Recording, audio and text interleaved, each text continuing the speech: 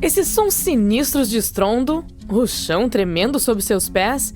Espere um pouco, isso é minha barriga.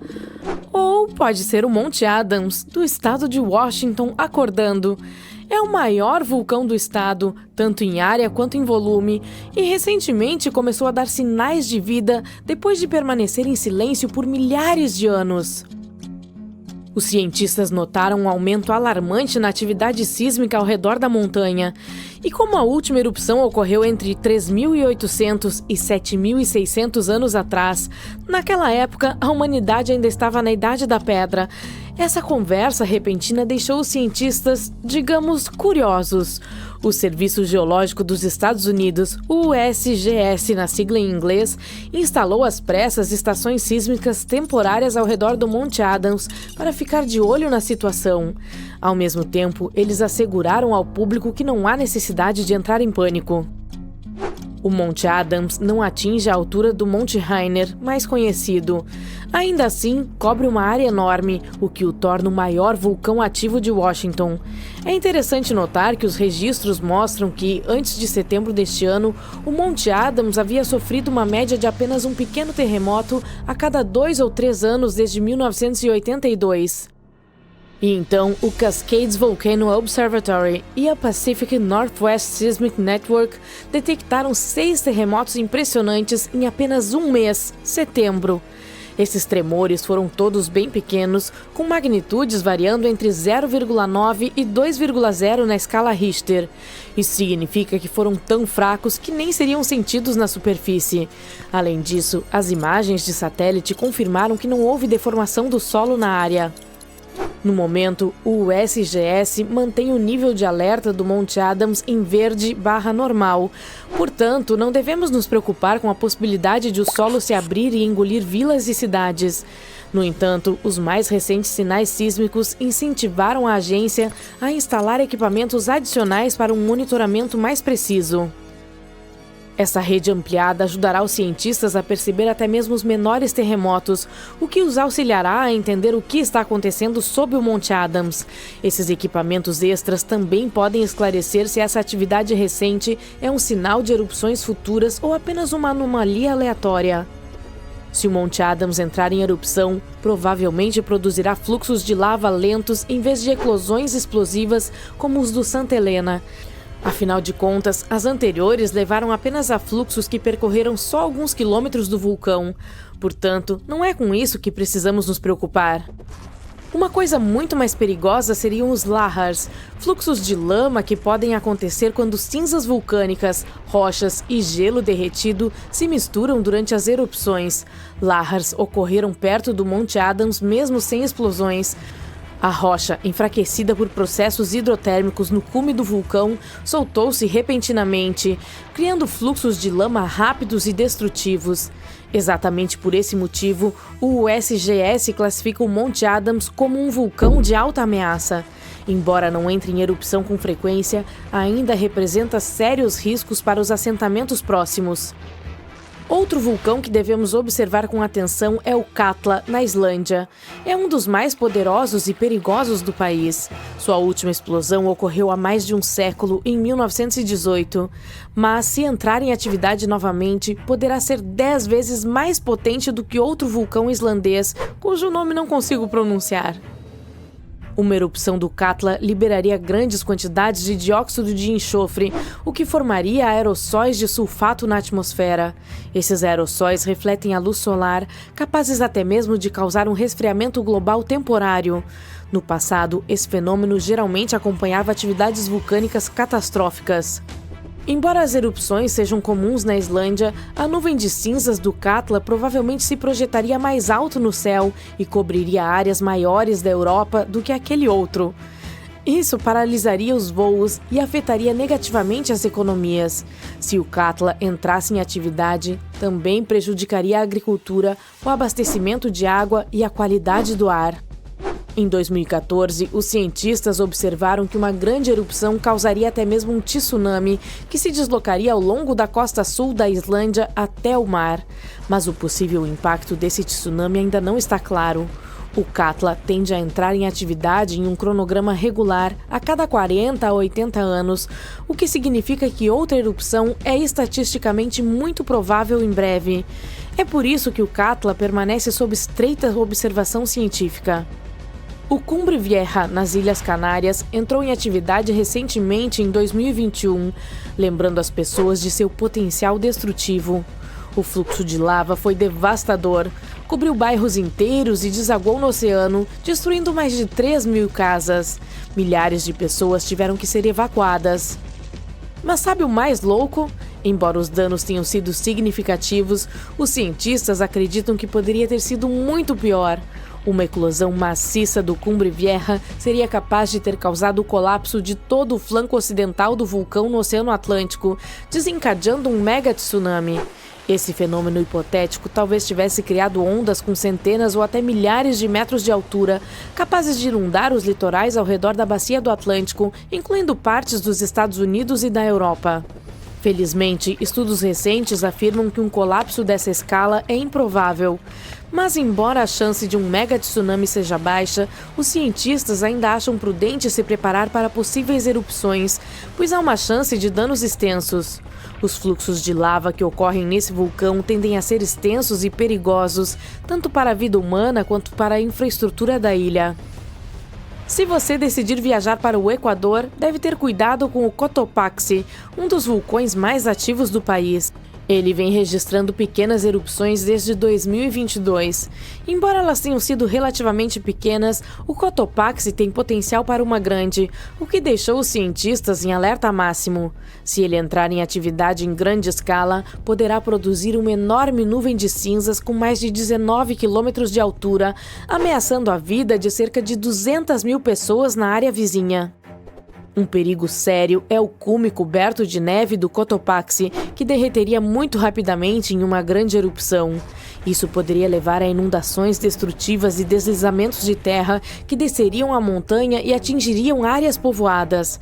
Essa combinação de atividade vulcânica e inundações glaciais torna o Cotopaxi um vulcão de alto risco.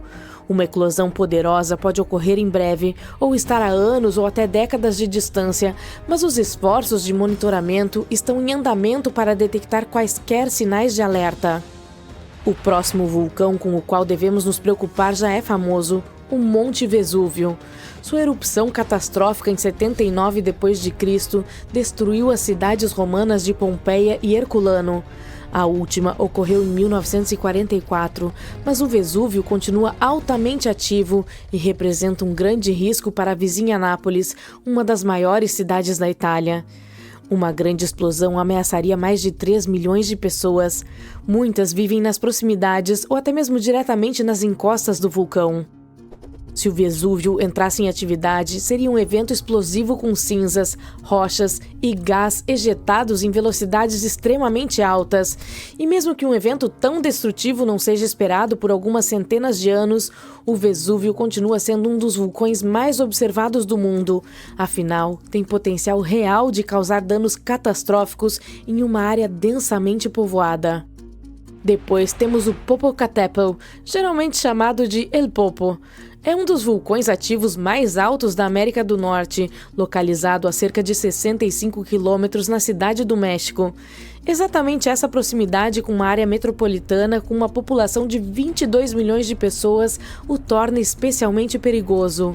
Uma grande explosão poderia enviar uma enorme nuvem de cinza sobre a capital mexicana, causando interrupções generalizadas. As cinzas podem entupir os sistemas de drenagem da cidade, contaminar o abastecimento de água e até mesmo causar quedas de energia por meio de curto-circuito nos sistemas elétricos. Além disso, os lahars podem descer pelo vulcão, atingindo cidades próximas. O Popocatépetl vem apresentando atividade sísmica quase constante desde o início dos anos 2000 e erupções menores são bastante comuns ali. No início de 2024, foram registradas 13 delas, o que alarmou as cidades próximas. Ao mesmo tempo, os vulcanólogos consideram essas eclosões normais para Popocatépetl. Ao falarmos de vulcões super perigosos, não podemos deixar de lado o Parque Nacional de Yellowstone. Ele abriga um dos maiores supervulcões do mundo. Sua última erupção maciça ocorreu há cerca de 640 mil anos. Mas se esse monstro entrasse em atividade hoje, o impacto seria muito mais devastador para todo o planeta. Os estados mais próximos, incluindo Montana, Idaho e Wyoming, seriam os mais afetados, provavelmente sofrendo fluxos piroclásticos desastrosos. Esses fluxos, que são feitos de uma mistura perigosa de lava, cinzas e gases, podem obliterar tudo em seu caminho. Grande parte do país também seria coberta por cinzas vulcânicas, mais de 1 metro em algumas áreas. Em escala global, uma explosão no Yellowstone enviaria toneladas de cinzas e gases para a estratosfera, possivelmente bloqueando a luz solar e causando a queda da temperatura global por alguns anos. Isso prejudicaria a agricultura, colapsaria os sistemas de transporte e criaria escassez de alimentos em grande escala. Ainda assim, embora exista um mito popular de que Yellowstone está atrasado para uma erupção, os geólogos esclarecem que isso não é verdade. Os vulcões não seguem cronogramas precisos e a atividade por lá não indica uma eclosão iminente. Então sim, essa é uma boa notícia. Prepare-se, porque um dos vulcões mais ativos do Pacífico pode entrar em erupção a qualquer momento. Cientistas que monitoram o Axial Seamount, uma enorme fábrica de lava subaquática perto da costa do Oregon, dizem que ele pode entrar em erupção literalmente a qualquer momento entre hoje e, no máximo, o início de 2026. Sim, ele está debaixo d'água, mas não se deixe enganar pela superfície do oceano. Essa fera é quase 3 vezes mais alta que o Empire State Building. Este vulcão está inflando como um soufflé em um restaurante com estrela Michelin, e os cientistas estão tão empolgados que vão transmitir tudo ao vivo. Sério. Então é o seguinte, este vulcão pode explodir a qualquer momento agora porque, bem, ele está inflando rapidamente. Nos últimos meses, os pesquisadores perceberam que o fundo do mar está literalmente subindo. É como se o Axial estivesse fazendo sua melhor imitação de uma cama d'água cheia de rocha derretida. Os cientistas chamam isso de inflação, que parece algo que você reclamaria após o jantar de ação de graças, mas aqui em termos vulcânicos. Isso significa que o magma está se acumulando no subsolo, fazendo o fundo do mar inchar como um soufflé prestes a desabar. Uma erupção vulcânica subaquática pode não parecer tão exótica assim. A maior parte da atividade vulcânica na Terra ocorre debaixo d'água. Existem mais de 1 milhão de vulcões submarinos produzindo lava sob as ondas, enquanto você assiste. O fundo do oceano é o maior ponto de atividade vulcânica do planeta. O que torna o monte submarino axial empolgante é que está sob intensa vigilância científica, diferente de qualquer outro vulcão subaquático. É como o astro principal de um reality show vulcânico, com uma rede de instrumentos no fundo do mar, fornecendo aos pesquisadores atualizações em tempo real sobre movimentos de magma, tremores sísmicos e deformação da crosta. O Monte Submarino Axial abriga o primeiro laboratório vulcânico subaquático do mundo. Cientistas mantêm vigilância constante desde a década de 1990, quando instalaram sensores que transmitem dados ao vivo do fundo do mar. Esse tipo de monitoramento é inédito em outros lugares e transformou o Axial em uma celebridade geológica, cujo comportamento podemos acompanhar com precisão impressionante. Além disso, o Axial é incrivelmente previsível.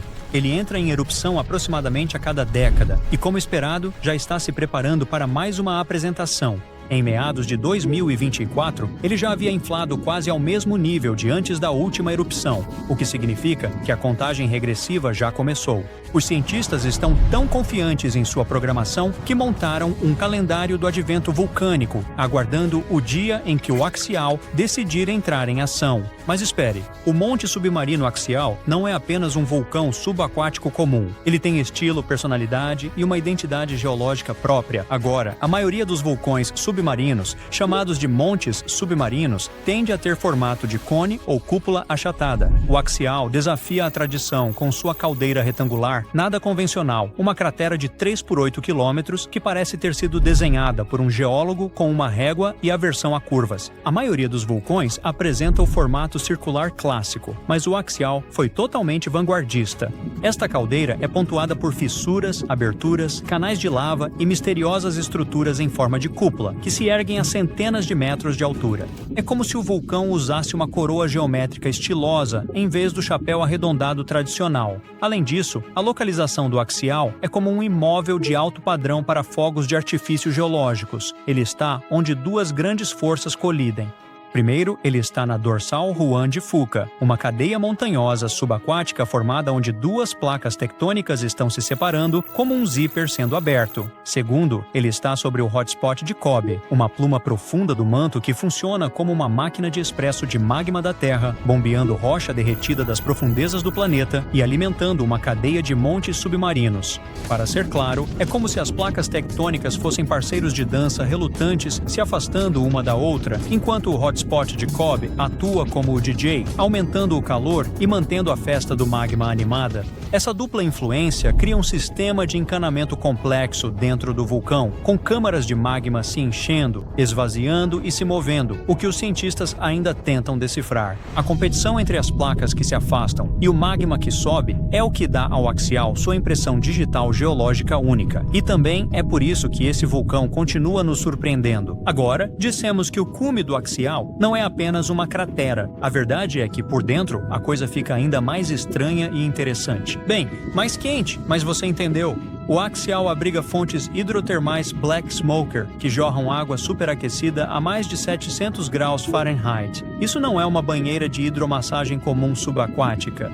Essas fontes criam um dos ambientes mais extremos da Terra, onde criaturas bizarras prosperam na escuridão total e em calor escaldante. Vermes tubulares gigantes, caranguejos, colônias de bactérias e até polvos vivem das plumas ricas em minerais que jorram dessas fontes, formando ecossistemas completamente independentes da luz solar e da fotossíntese. É como um mundo alienígena sob as ondas, prosperando graças ao sopro ardente do vulcão. Essas comunidades das fontes hidrotermais são cruciais para a ciência, não apenas porque são estranhas, mas porque podem se assemelhar aos primeiros ecossistemas da Terra. Alguns pesquisadores acreditam que a vida em nosso planeta pode ter se originado em ambientes hidrotermais semelhantes, bilhões de anos atrás. Estudá-las ajuda a buscar vida em luas geladas como Europa e Encélado, onde fontes semelhantes podem existir sob suas superfícies congeladas.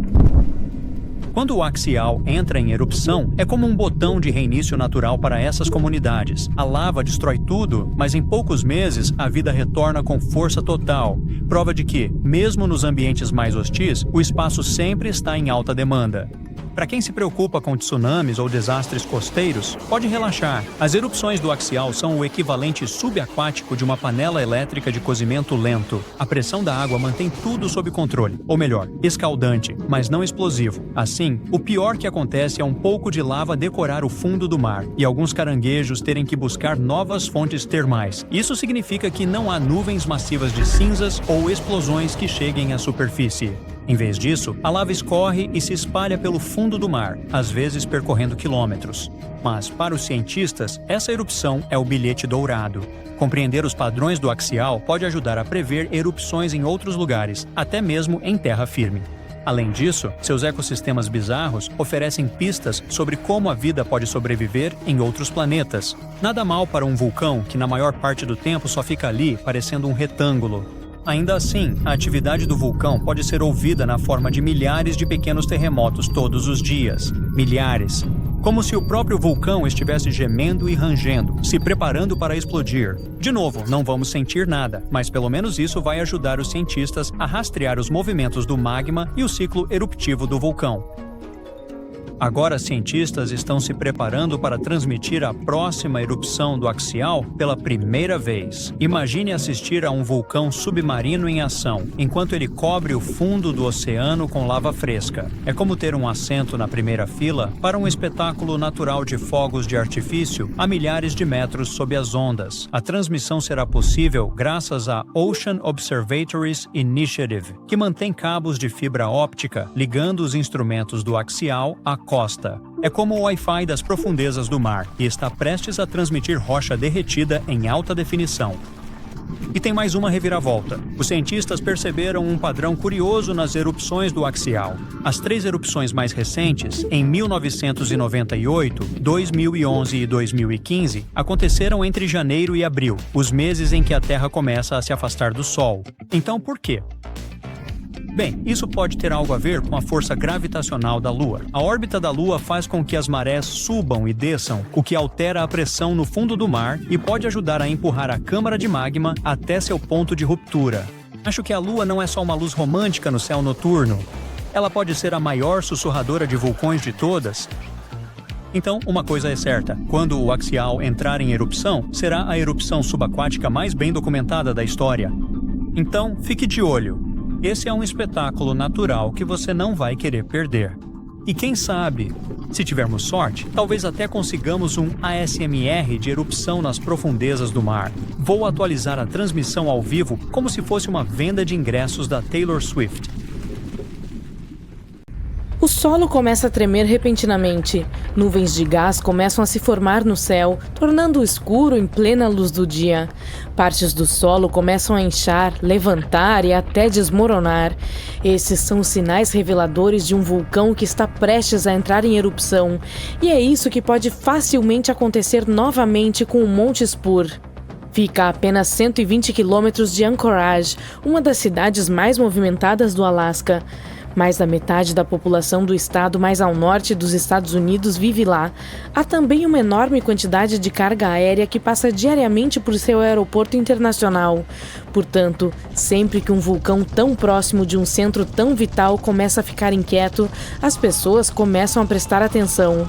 Só para você saber, aproximadamente 350 milhões de pessoas no mundo vivem dentro da faixa de perigo de um vulcão ativo. Isso significa que cerca de 1 em cada 20 pessoas vive em uma área com risco de atividade vulcânica. Os habitantes do Alasca provavelmente gostariam que o despertar do Spur fosse ficção, mas é realmente verdade. O Observatório de Vulcões do Alasca detectou vários desses sinais de estou prestes a entrar em erupção no Monte Spur, tanto que elevaram o nível de alerta para amarelo, o que significa agitação acima dos níveis normais de fundo. O Spur entrou em erupção 2 vezes nos anos 90 e foi bastante intenso. Se estivéssemos classificando as erupções vulcânicas em uma escala de 1 a 10, essas erupções seriam classificadas como 6 ou 7. Não é tão terrível, mas ainda assim vale de 10 a 17 milhões em danos.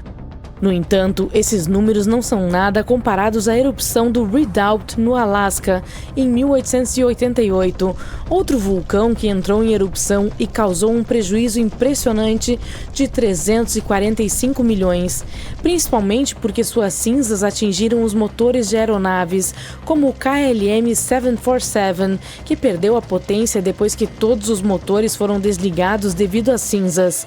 Se as pessoas não estavam prestando atenção à geologia instável do Alasca antes disso, bem, certamente começaram a prestar depois. Quando você pensa nos perigos da atividade vulcânica, a primeira coisa que pode vir à sua mente é Pompeia, na Itália. É claro que esse é o pior cenário possível, uma cidade sendo engolida pela lava.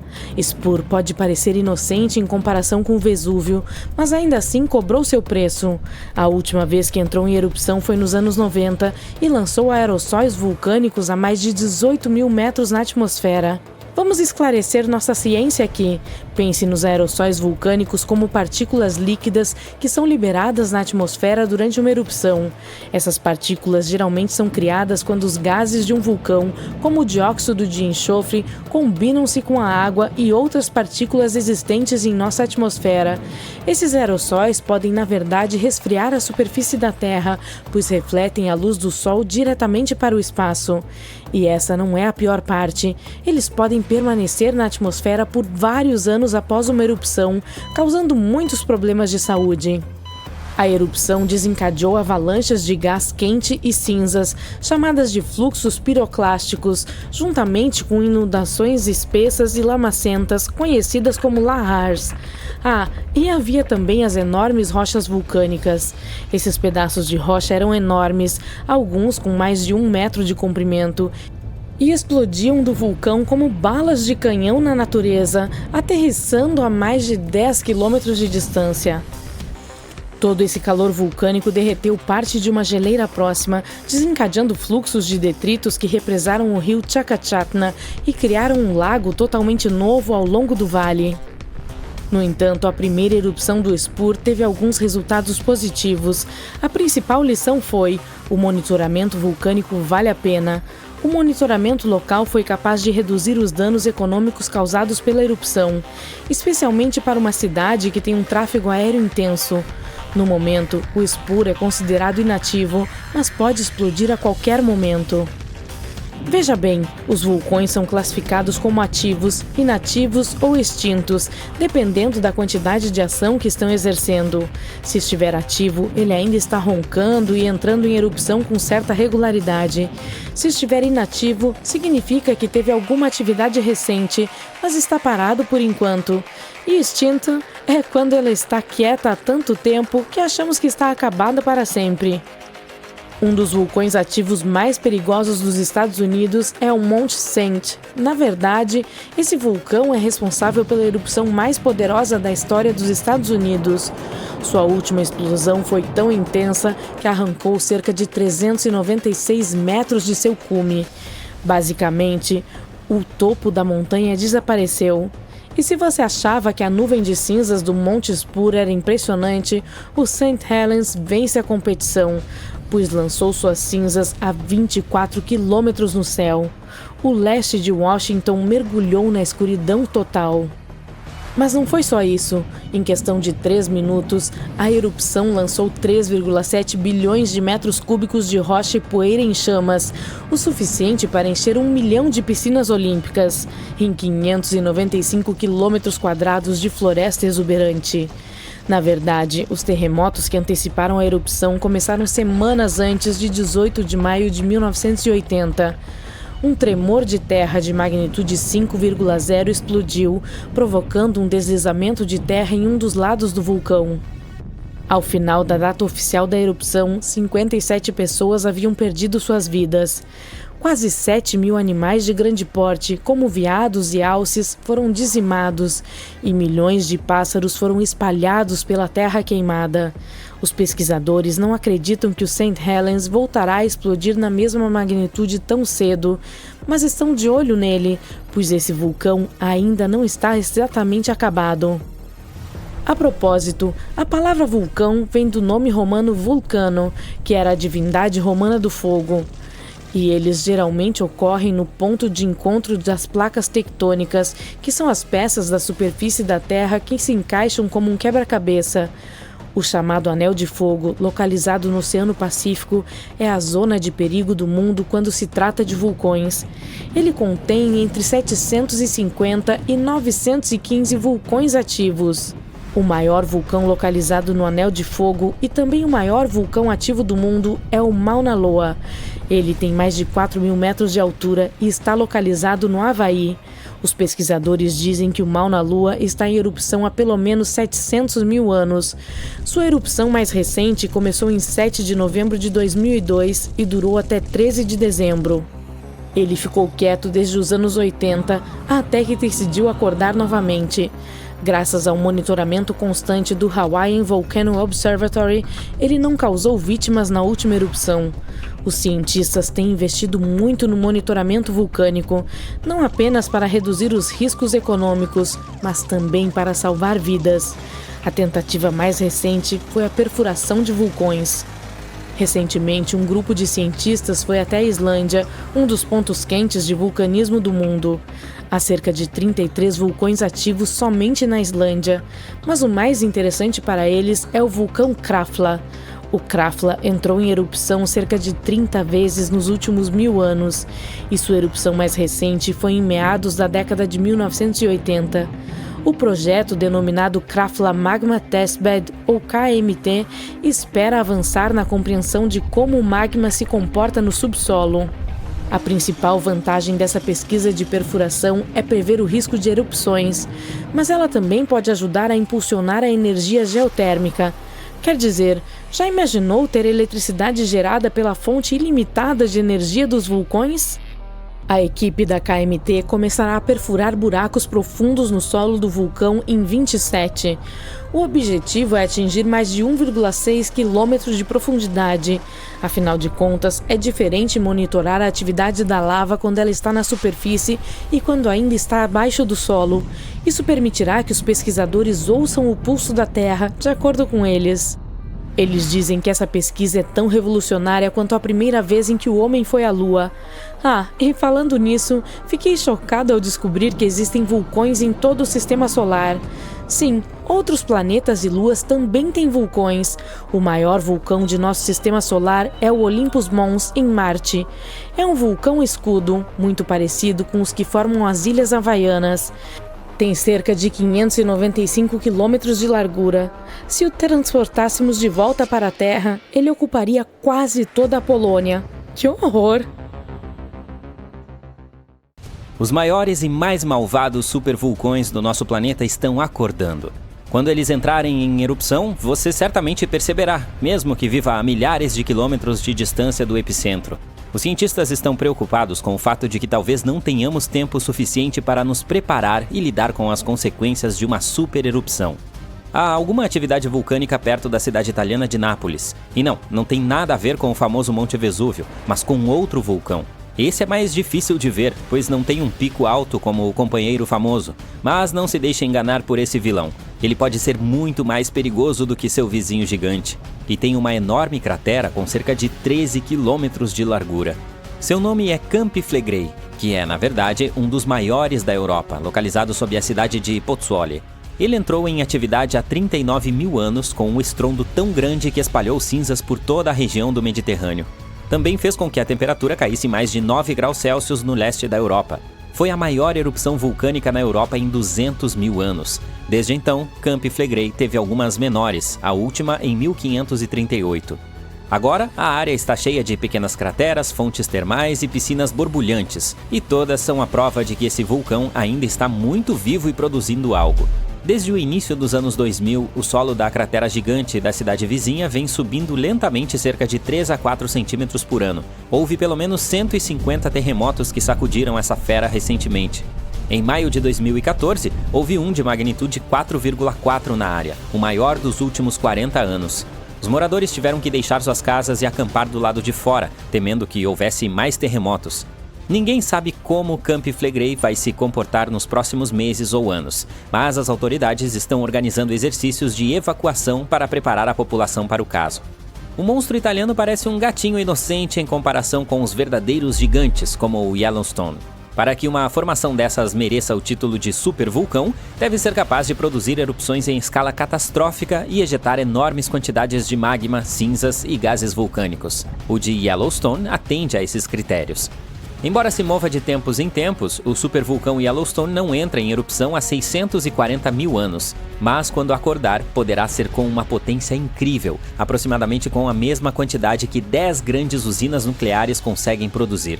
Sob o solo dali, há uma área superaquecida cheia de rocha derretida chamada magma. À medida que mais magma se move para um grande espaço chamado câmara magmática, o solo acima começa a inchar ou subir. Quando ele esfria, o solo cai.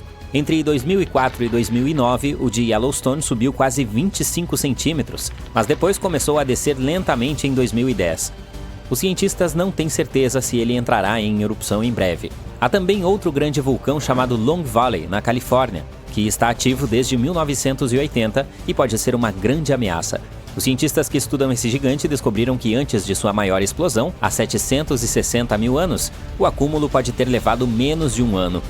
Isso é uma má notícia, pois a erupção de um supervulcão pode ter um efeito enorme no mundo, como a do Toba, em Sumatra, há cerca de 74 mil anos. Essa foi a maior que a Terra viu em 28 milhões de anos. E cobriu partes da Indonésia, da Índia e do Oceano Índico com uma espessa camada de detritos vulcânicos, quase como um cobertor de 15 centímetros. A quantidade de rocha expelida foi como empilhar quase 3 milhões de Empire State Buildings. A cratera gigante que deixou para trás ainda pode ser vista do espaço. Todas as cinzas e gases foram lançados no ar e bloquearam parte da luz solar. Isso causou um inverno vulcânico que durou cerca de 6 a 10 anos. Alguns cientistas acreditam que essa erupção pode ter afetado até mesmo os primeiros seres humanos. Na época do fato, a população humana sofreu uma queda acentuada e havia muito menos pessoas. Há quem diga que esse é o motivo pelo qual todos os humanos modernos vieram de um pequeno grupo de sobreviventes. De acordo com a teoria da catástrofe de Toba, a maioria dos primeiros humanos na Europa e na Ásia não sobreviveu ao clima frio e rigoroso após a erupção, mas um grupo sortudo resistiu a tudo isso na África. Nem todos os cientistas concordam com essa ideia, e alguns registros arqueológicos e climáticos mostram uma história diferente. Outro vulcão que mudou o mundo de forma significativa foi o Monte Tambora, em 1815. O ano seguinte entrou para a história como sem verão. Foi frio e chuvoso, e havia neve e geada mesmo no meio da estação teoricamente quente, especialmente na Europa e na América do Norte. Isso aconteceu porque o Tambora lançou uma grande quantidade de dióxido de enxofre no céu, que se espalhou por todo o mundo e tornou o planeta mais frio. Quando ele entrou em atividade, causou enormes tsunamis que destruíram casas e tiraram a vida de cerca de 10 mil pessoas. Posteriormente, cerca de mais 80 mil morreram devido às consequências que se espalharam pelo mundo. O clima frio arruinou as colheitas, de modo que os alimentos ficaram muito caros. E como os cavalos eram o principal meio de transporte, o custo da aveia que as pessoas consumiam também aumentou muito. Algumas até acham que isso levou à invenção da bicicleta em 1817, como uma nova maneira de se locomover. A erupção tornou a Terra mais fria por cerca de 3 anos.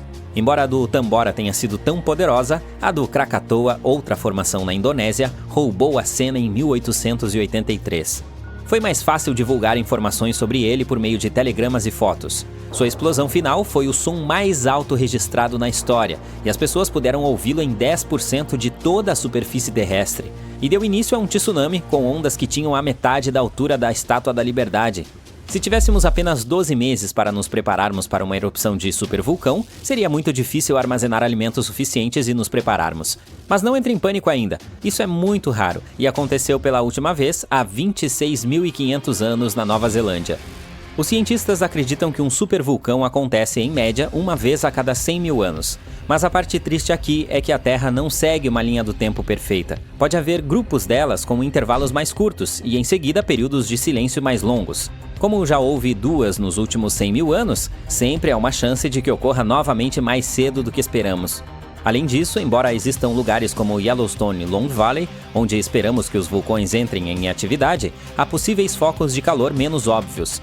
No Chile, há um vulcão chamado Laguna del Maule que explodiu no passado e deixou para trás uma enorme cratera.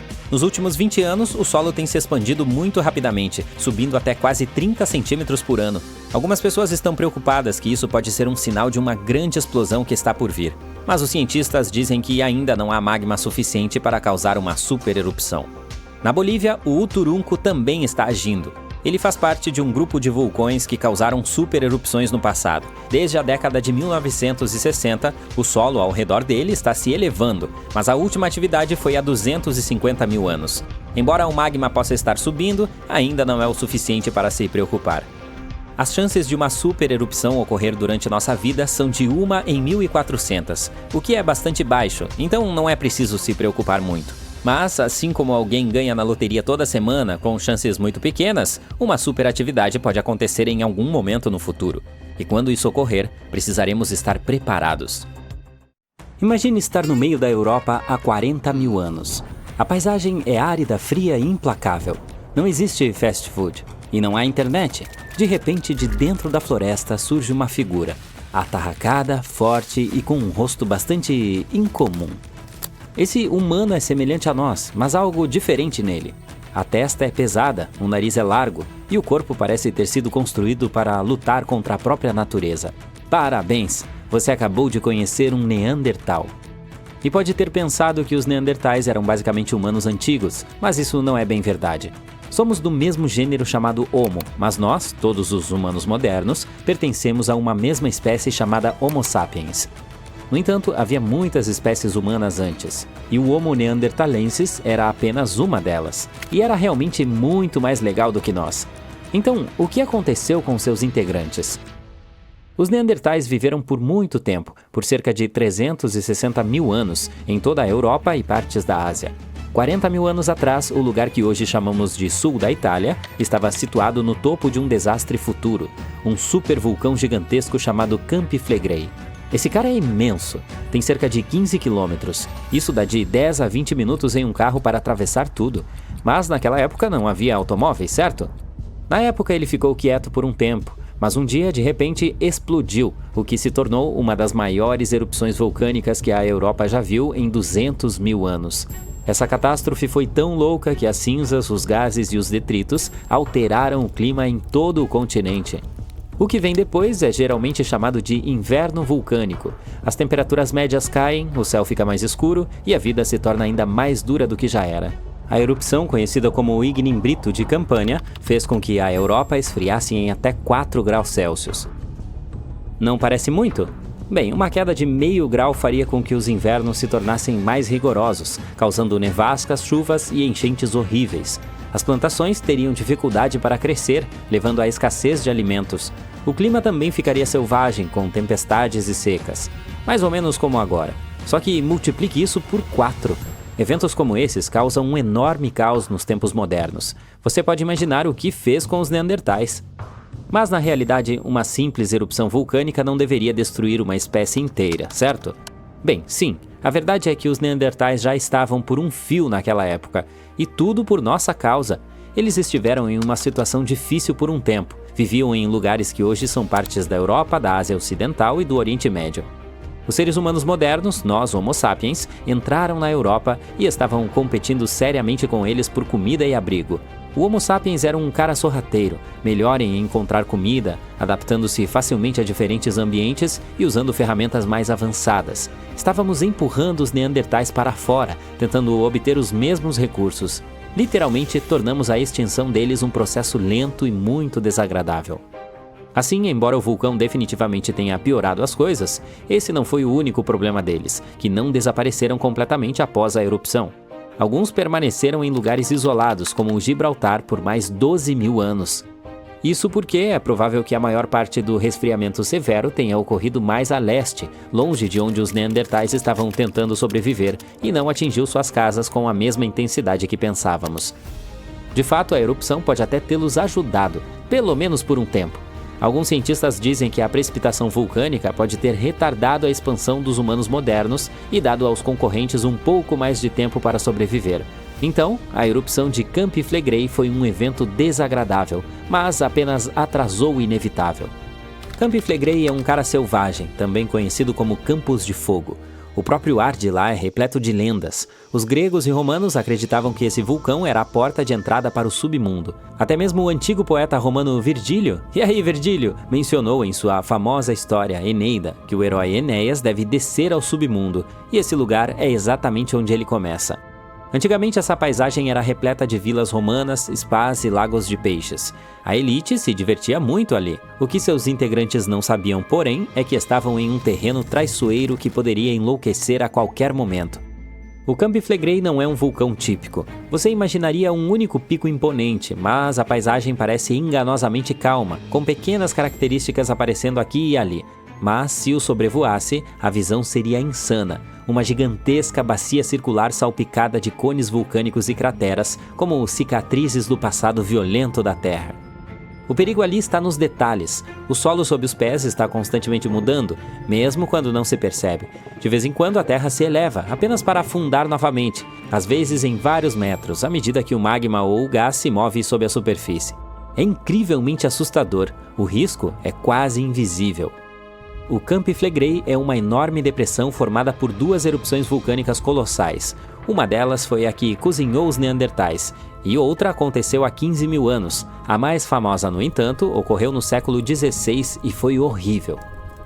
O ano era 1538. Durante anos, o povo de Pozzuoli notou algo inquietante. A terra que antes ficava abaixo das ondas estava subindo lentamente. O que anteriormente era mar havia se tornado um novo solo. Os estrondos vindos das profundezas da Terra eram aterrorizantes, mas haviam se tornado uma parte normal da vida. Os terremotos começaram no início da década de 1530, pequenos no início, mas em apenas 8 anos se tornaram a norma. Até que um dia, em 28 de setembro, tremores horríveis sacudiram o solo. Na noite seguinte, quando o sol se pôs abaixo do horizonte, uma enorme rachadura se abriu na terra perto da antiga cidade romana de Tripergole. Dessa fenda saíram fogo, fumaça e uma chuva de cinzas vulcânicas a quilômetros de distância. Era espessa e lamacenta, provavelmente misturada com água subterrânea. O solo tremia enquanto pedras pomes quentes eram lançadas para o alto. E então, uma nova montanha começou a se erguer da terra. Esse foi o nascimento do que hoje chamamos de Monte Nuovo.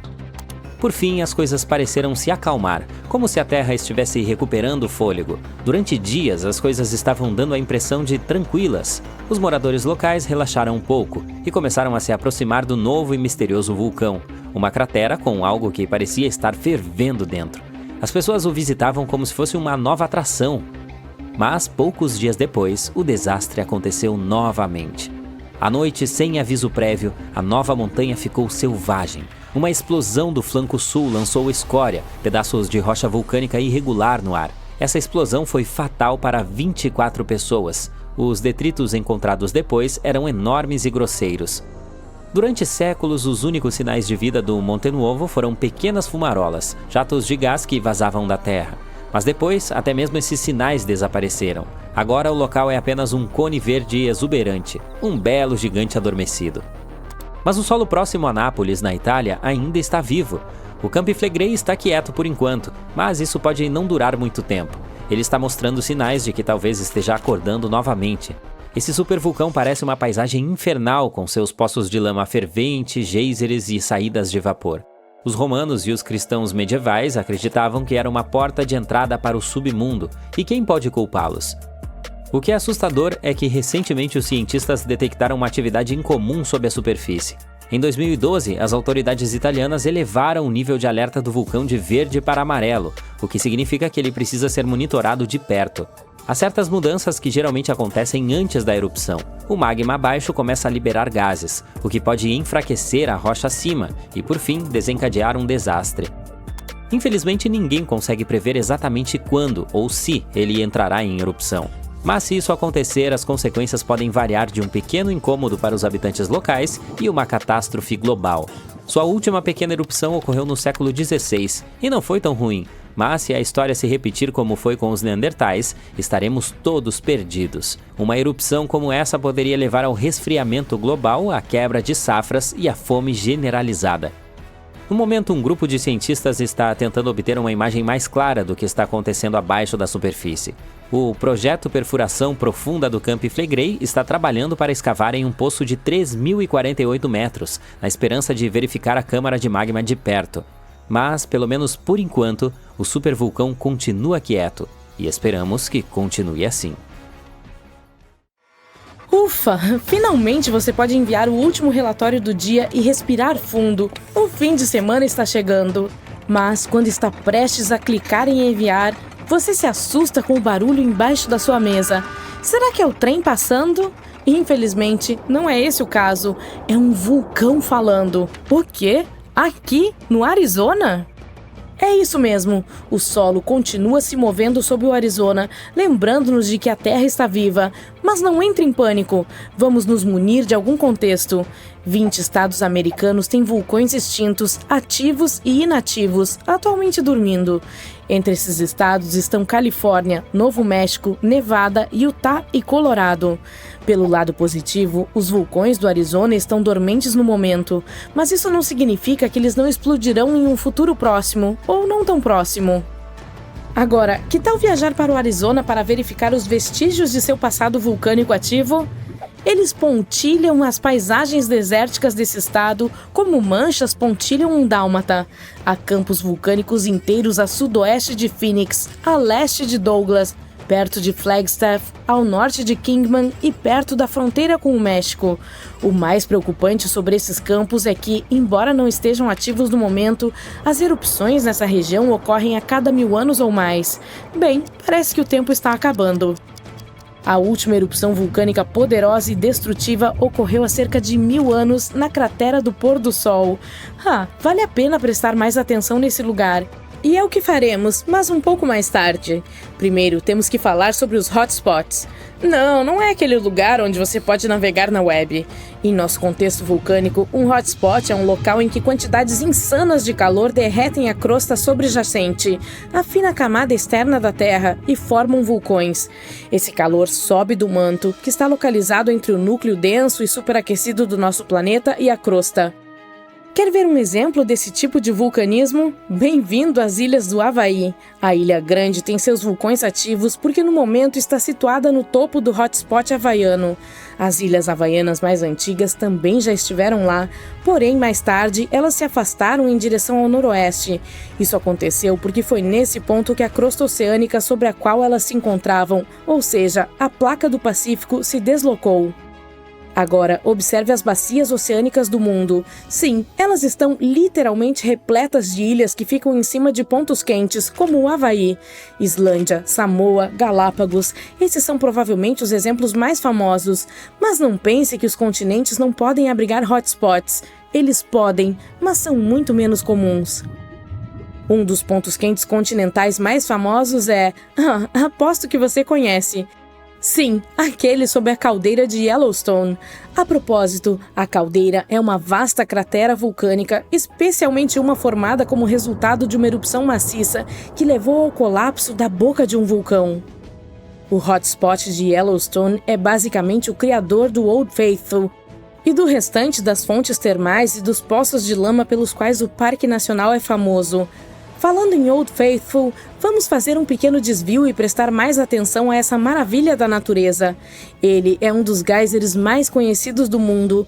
Há mais de um século, pessoas de todas as partes do planeta vêm vê-lo. O interessante desse geyser é que ele só pode se formar em condições muito específicas, por isso é muito raro. O magma sob a superfície superaquece bolsões de água subterrânea. A pressão ali continua crescendo, até que por fim empurra a água para cima com uma força imensa. Uma determinada rocha vulcânica, riolito, com alto teor de sílica, reveste o túnel por onde essa água escapa.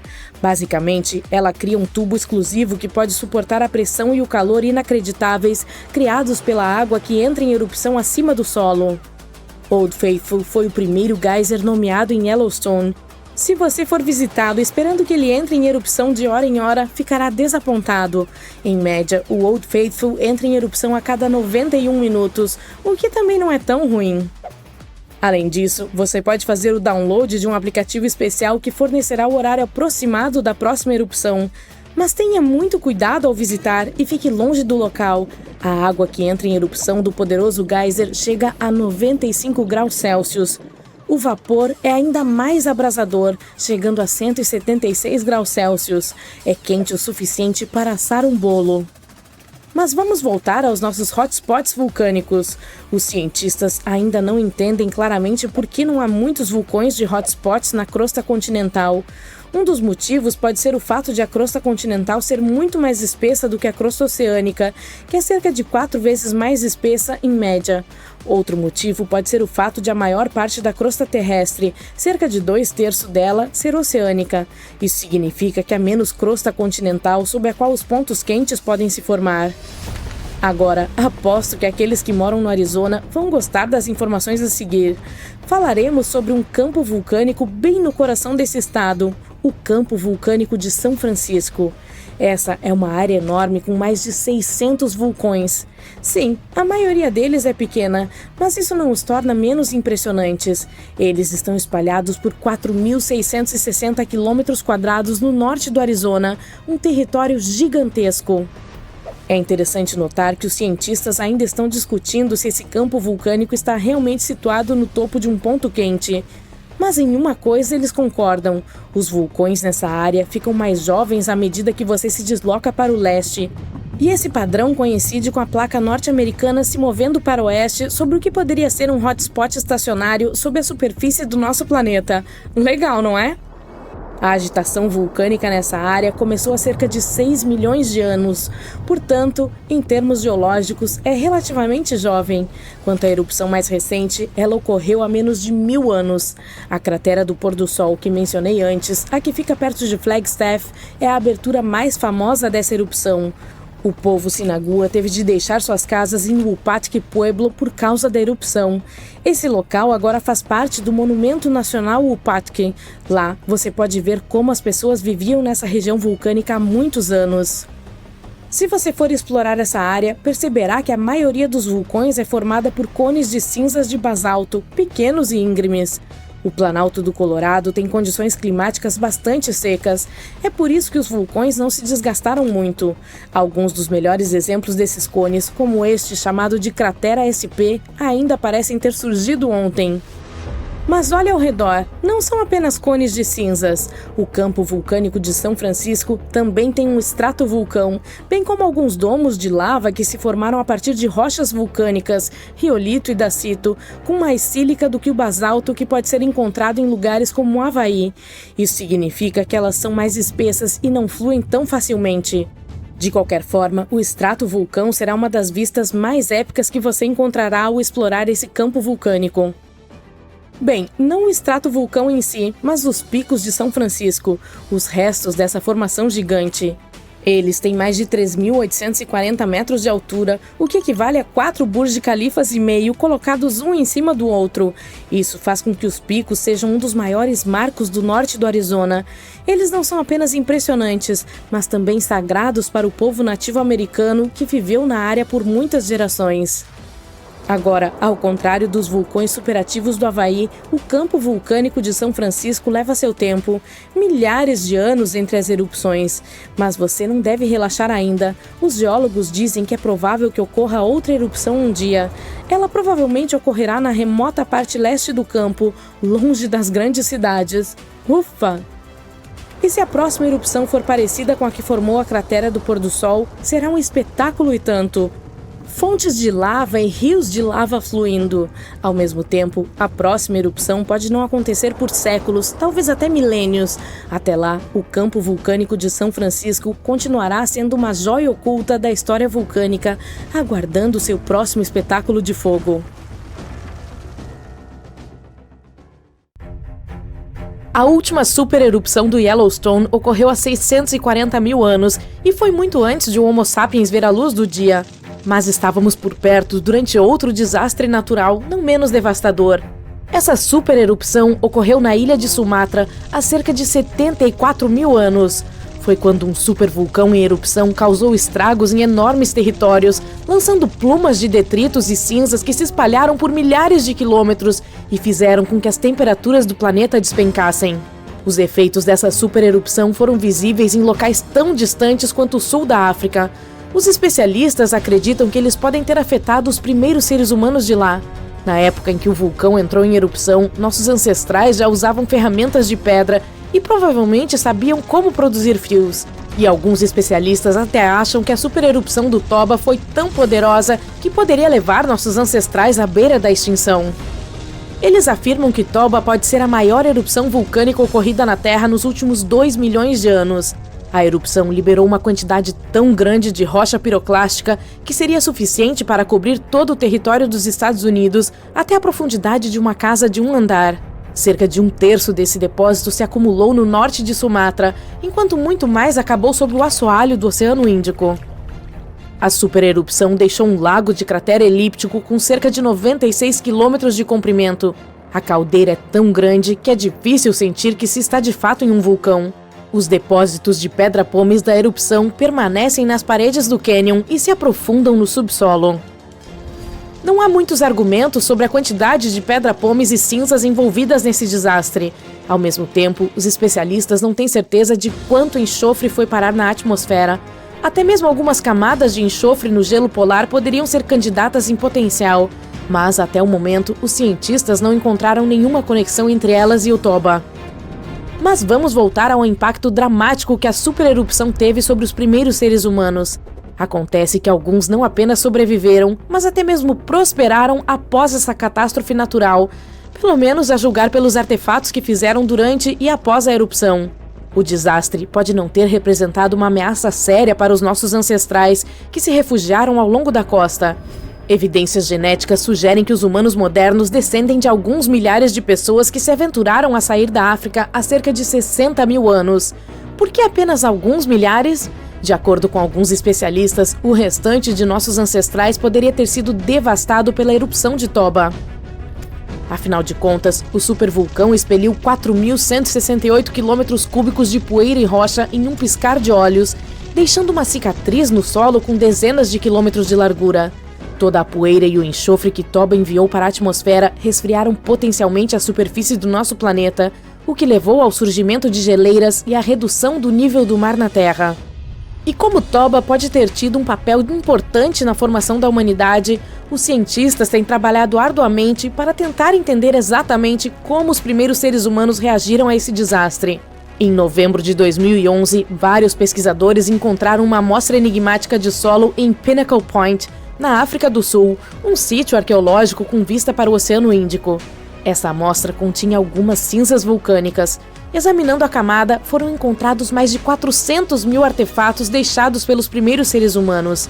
Esses artefatos variavam de ferramentas de pedra tratadas termicamente a sinais de fogo e ossos de animais. Com base nessa descoberta, a equipe sugeriu que os primeiros humanos da costa sul-africana prosperaram após a erupção, vivendo nessa área por milhares de anos e aprimorando suas ferramentas. A região pode ter servido de refúgio durante e após a erupção de Toba. Um estudo de 29 anos sugeriu que a erupção poderia ter reduzido as temperaturas globais em 8 graus Celsius. Isso teria dificultado a sobrevivência em outros lugares da África. Se tivesse havido um inverno vulcânico, não teria sido tão frio ao longo da costa.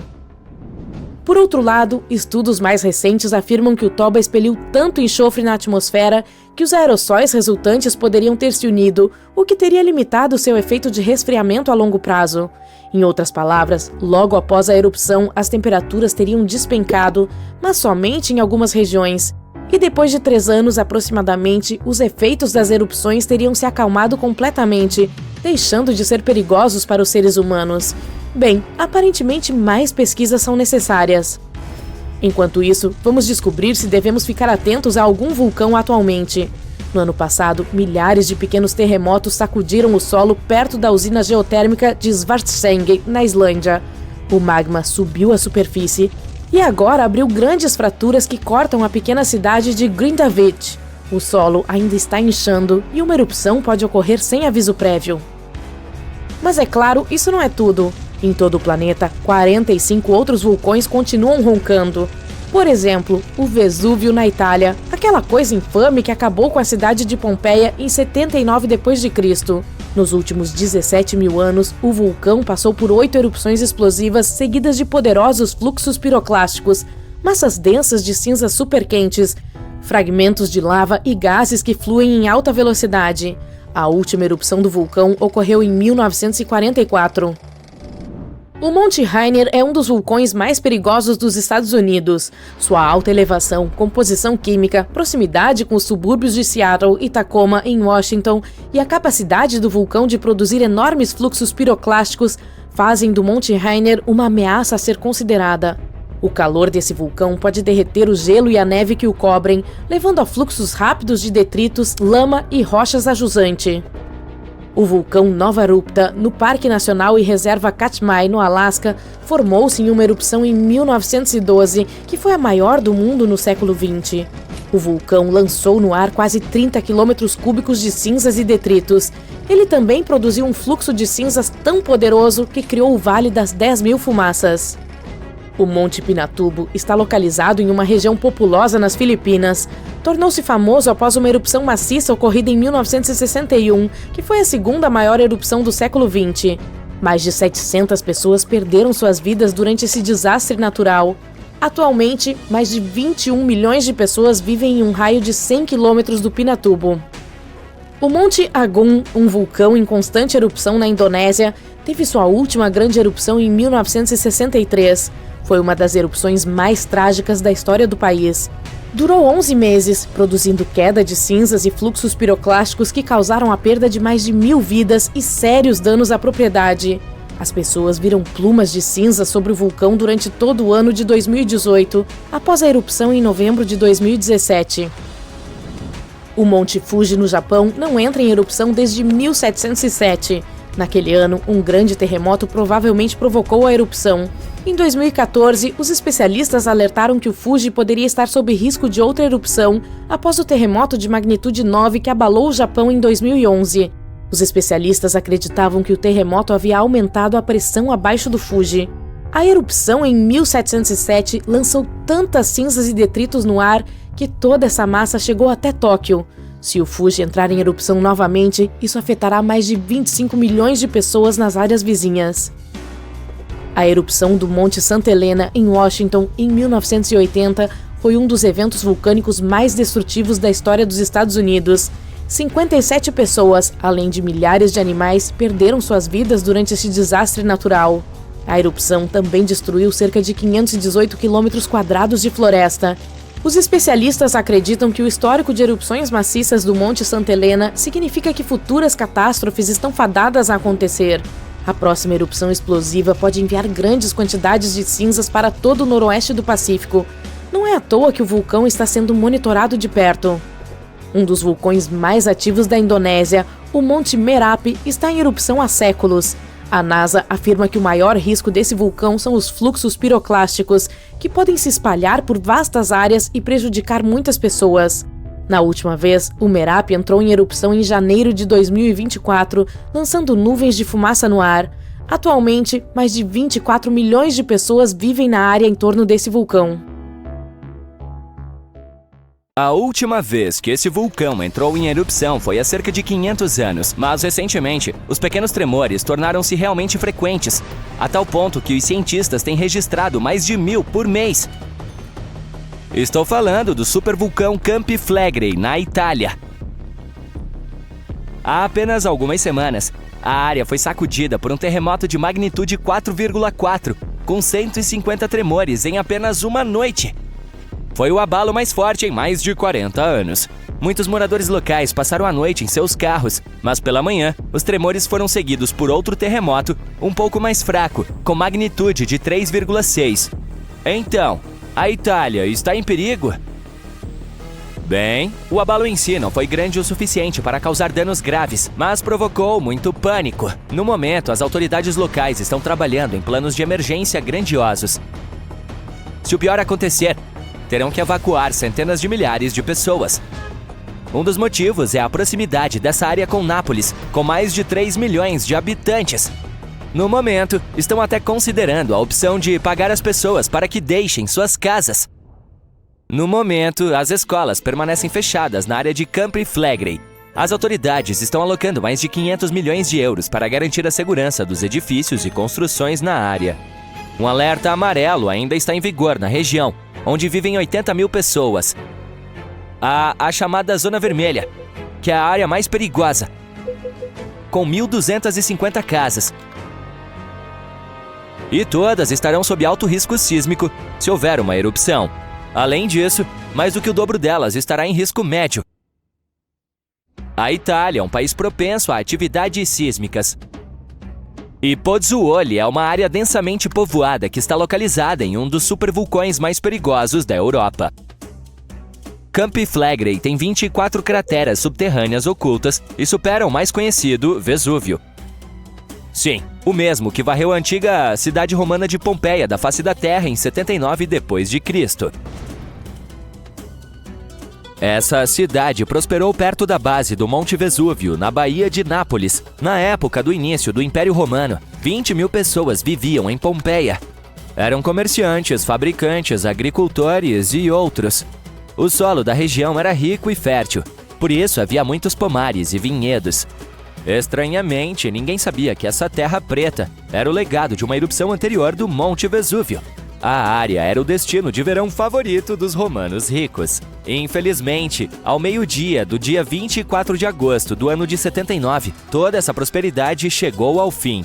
O pico do Monte Vesúvio explodiu, lançando uma nuvem em forma de cogumelo de 16 km de altura de cinzas e pedras pómeas na estratosfera. Durante as 12 horas seguintes, a erupção causou estragos na cidade. Cinzas vulcânicas e uma chuva de pedras pómeas, algumas das quais tinham 7,5 cm de diâmetro, inundaram Pompeia. Isso forçou os ocupantes da cidade a fugir aterrorizados. Cerca de 2.000 pessoas se esconderam em estruturas de pedra e porões, paralisadas pelo medo. Elas esperavam passar a erupção. Quem sabe, se tivessem decidido deixar a cidade imediatamente após o início dela, teriam tido alguma chance de sobreviver. Um vento oeste protegeu a cidade dos primeiros estágios. Mas logo, uma nuvem gigante de cinzas quentes e gás desceu pela encosta oeste do Vesúvio. Ela engolfou a cidade, queimando tudo em seu caminho. Essa nuvem desastrosa foi seguida por uma inundação de lama vulcânica e rocha, que enterrou tudo completamente. Como se o vulcão estivesse se certificando de que ninguém sobreviveria. Uma nuvem de gás tóxico foi derramada em Pompeia, acabando com a vida de alguns sobreviventes no dia 25 de agosto. Um fluxo de rochas e cinzas se seguiu, derrubando telhados e paredes e transformando a cidade em um cemitério gigante. Quando um dos supervulcões entra em atividade, as consequências costumam ser catastróficas. Eles já tiveram, pelo menos uma vez, uma com um índice de explosividade vulcânica de 8, que é o maior número registrado. E geralmente são extremamente grandes, sem nenhum cone. Isso se deve ao fato de que, em geral, são os restos de câmaras de magma gigantescas que uma vez explodiram, deixando para trás uma caldeira. Elas geralmente estão localizadas sobre pontos quentes e aparecem quando grandes volumes de magma estão tentando escapar das profundezas do subsolo, eventualmente, e rompem pela superfície da Terra. Às vezes, todo esse magma fica preso, incapaz de romper a crosta do planeta. E então, enormes poças de magma pressurizado se acumulam a uma profundidade de vários quilômetros. A pressão continua aumentando porque mais e mais magma está tentando chegar à superfície. Em um determinado momento, ocorre uma supererupção. A mais recente ocorreu na Nova Zelândia. Bem, quando digo recente, estou me referindo a cerca de 26.500 anos atrás. Foi quando um supervulcão sob a superfície do Lago Taupo lançou no ar mais de 1.250 quilômetros cúbicos de cinzas e pedras pómeas. Imagine 500 mil grandes pirâmides de Gizé voando ao mesmo tempo. Essa é a força incrível dessa erupção. Mas a coisa mais empolgante e confusa foi que o vulcão Taupo não explodiu simplesmente como muitos outros. No início, tudo estava correndo normalmente. Toneladas e mais toneladas de magma pressurizado haviam se acumulado sob a superfície e a pressão estava ficando cada vez mais alta. Mas depois que a rocha rachou e a primeira porção de lava saiu da cratera, algo deu errado e o supervulcão fez uma pausa. Apenas alguns meses depois, a desastrosa erupção sacudiu o solo. Milhares de toneladas de lava, rochas e cinzas voaram alto na atmosfera. O padrão incomum do Taupo ainda confunde os cientistas. A erupção na caldeira de Toba, na Indonésia, há 75 mil anos, foi a maior dos últimos 2 milhões de anos. Os especialistas estimam que pode ter liberado centenas de milhares de toneladas de ácido sulfúrico, o que pode até ter causado um resfriamento de vários graus na superfície do planeta. Mas, atualmente, o impacto é difícil de ser detectado por causa das geleiras que cobriram o solo depois. Há também vários dos chamados supervulcões, que ainda não fizeram jus a esse nome porque nunca produziram nenhuma supererupção. Por exemplo, em 1883, o indonésio Krakatoa explodiu. O impacto rasgou as paredes dele e a água fria do mar entrou em seu interior derretido. A diferença de temperatura fez com que ele explodisse com um estrondo ensurdecedor, ouvido claramente a 4.828 quilômetros de distância na Austrália. Isso fez com que a explosão ganhasse o título de som mais alto da história. Mas, embora as consequências desse evento tenham sido realmente catastróficas, ainda não foi poderoso o suficiente para ser chamado de supererupção. Teve apenas um índice de explosividade vulcânica de 6. Há também o Mauna Loa, um vulcão escudo, o que significa que não produzirá erupções explosivas. No entanto, seu tamanho torna esse monstro extremamente perigoso. No momento, ele parece estar em paz com seus arredores. Os equipamentos de pesquisa não mostram nenhum sinal de atividade no Mauna Loa. Mas se entrasse em erupção repentinamente, os fluxos de lava poderiam atingir o oceano e os locais mais populosos e turísticos, como Captain Cook, muito rapidamente, em questão de horas. Na última vez que o vulcão entrou em erupção, a lava chegou até os arredores de Hilo, no outro lado da ilha. É lá que está localizada a Universidade do Havaí. Felizmente, as pessoas tiveram algumas semanas de aviso para se preparar para o desastre. Ao longo de sua história registrada, o Mauna Loa tem entrado em atividade com bastante regularidade, quase a cada 6 anos. O lado positivo é que os vulcões da Big Island, incluindo o Mauna Loa, não são muito voláteis. Isso se deve ao fato de serem do tipo escudo, que receberam esse nome porque não são realmente muito altos e se assemelham ao escudo de guerreiro colocado no chão. Eles são formados por lava muito fluida. Ela viaja muito mais longe e forma fluxos muito mais finos do que a que entra em erupção em um extratovulcão, que tem formato cônico e é alto, como o infame Krakatoa, na Indonésia. Portanto, se o Mauna Loa entrar em atividade, provavelmente não haverá nuvens de cinzas ou toneladas de detritos. O mais perigoso será a lava. Como o Mauna Loa é do tipo escudo, ela é extremamente fluida e volumosa, o que permite que flua longe e rapidamente.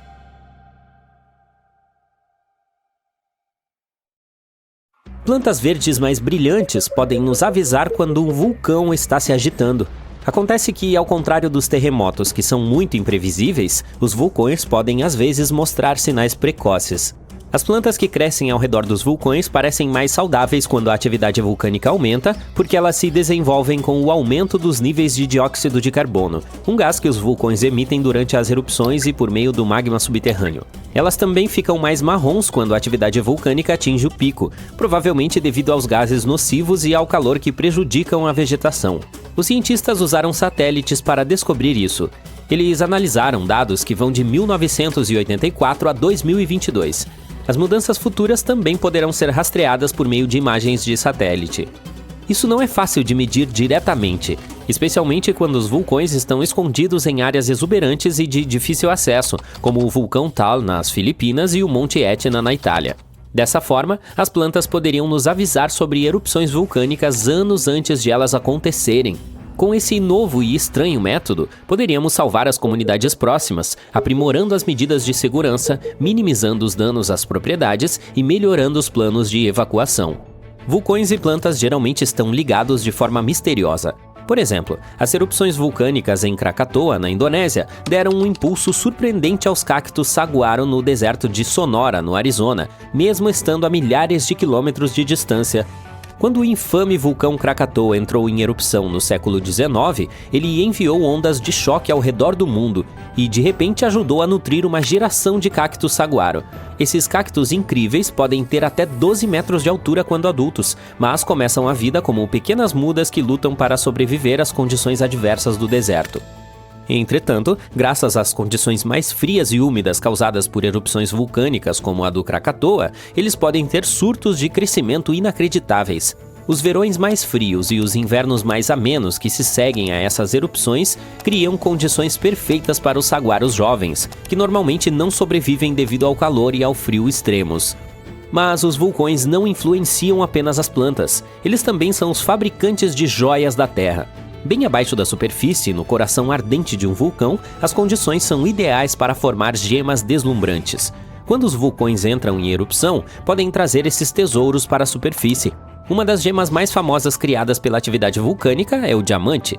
Eles são normalmente encontrados em um tipo raro de rocha vulcânica chamada kimberlito, que se forma nas profundezas da Terra sob pressão e temperatura extremas. Milhões de anos atrás, as erupções de Kimberlito, eventos vulcânicos pequenos, mas poderosos, retiraram diamantes das profundezas da Terra. Isso criou fontes para muitas das minas de diamantes atuais. Essas erupções não aconteceram em qualquer lugar, mas se originaram dos corações estáveis dos continentes, conhecidos como crátons. Elas irromperam de até 120 km de profundidade no subsolo.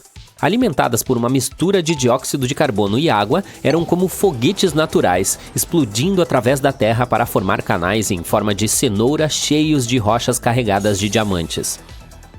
Recentemente, os cientistas investigaram por que essas erupções acontecem. Eles sugeriram que a ruptura de antigos supercontinentes como a Pangeia interrompeu o fluxo do manto por baixo, desencadeando essas espetaculares erupções de Kimberlito. Quando um vulcão que abriga o Kimberlito entra em erupção, ele pode impulsionar essas pedras preciosas em direção à superfície, onde eventualmente as encontramos. Tem outras gemas que podem ser encontradas na lava solidificada, como o peridoto, uma pedra verde brilhante que se forma na rocha derretida do manto superior e é trazida à superfície pela atividade vulcânica. Há também a obsidiana, uma rocha brilhante semelhante ao vidro que se forma quando a lava esfria rapidamente. E há algumas rochas malucas, como as que conseguem reter água mesmo na lava. Quanto mais fundo mergulhamos nos vulcões, mais raras são as gemas que podemos encontrar. Ao mergulharmos na camada espessa conhecida como manto, podemos encontrar olivina, um mineral resistente e de cor verde bonita que compõe cerca de metade dessa camada. Ele adora altas temperaturas e se forma alegremente na lava, acabando por se cristalizar nas rochas ígneas que encontramos espalhadas pela superfície da Terra graças às erupções vulcânicas. À medida que a olivina esfria, ela começa a se cristalizar. Às vezes, esses cristais são minúsculos, mas em outras ocasiões tornam-se grandes e podem ser polidos em belas pedras preciosas, usadas em joias ou em processos industriais como fundição de metais. Mas conforme nos aventuramos mais fundo, a cerca de 400 km de profundidade, a olivina passa por uma transformação fascinante. Aqui encontramos a camada que é chamada de zona de transição. Nela, a pressão é intensa e o calor é altíssimo. Nesse local, a olivina se transforma em minerais exóticos como a wadsleyita e a ringyodita. Eles apresentam uma linda tonalidade azul esverdeada e um brilho lustroso. Embora sejam raros e pequenos demais para serem usados em joias, eles têm uma capacidade única de reter água em suas estruturas, não como gotículas, mas como componentes de hidrogênio e oxigênio, que constituem até 3% de seu volume. Mais tarde, descobriu-se que a zona de transição não é apenas uma panela de pressão para minerais, é uma esponja gigante que contém um vasto reservatório subterrâneo de água. Essa foi uma descoberta e tanto. Essa água oculta não forma um oceano como o conhecemos, mas sugere que grandes quantidades de água estão armazenadas nas profundezas da Terra. Os vulcões nos ajudam a aprender mais sobre a vida não apenas em nosso planeta, mas também em outros. No coração ardente do vulcão Poás, na Costa Rica, está a Laguna Caliente. Esse lago de cratera hidrotermal está entre os ambientes mais brutais da Terra. Temos um monte de coisas aqui, temperaturas escaldantes, metais tóxicos e água tão ácida que pode corroer o metal.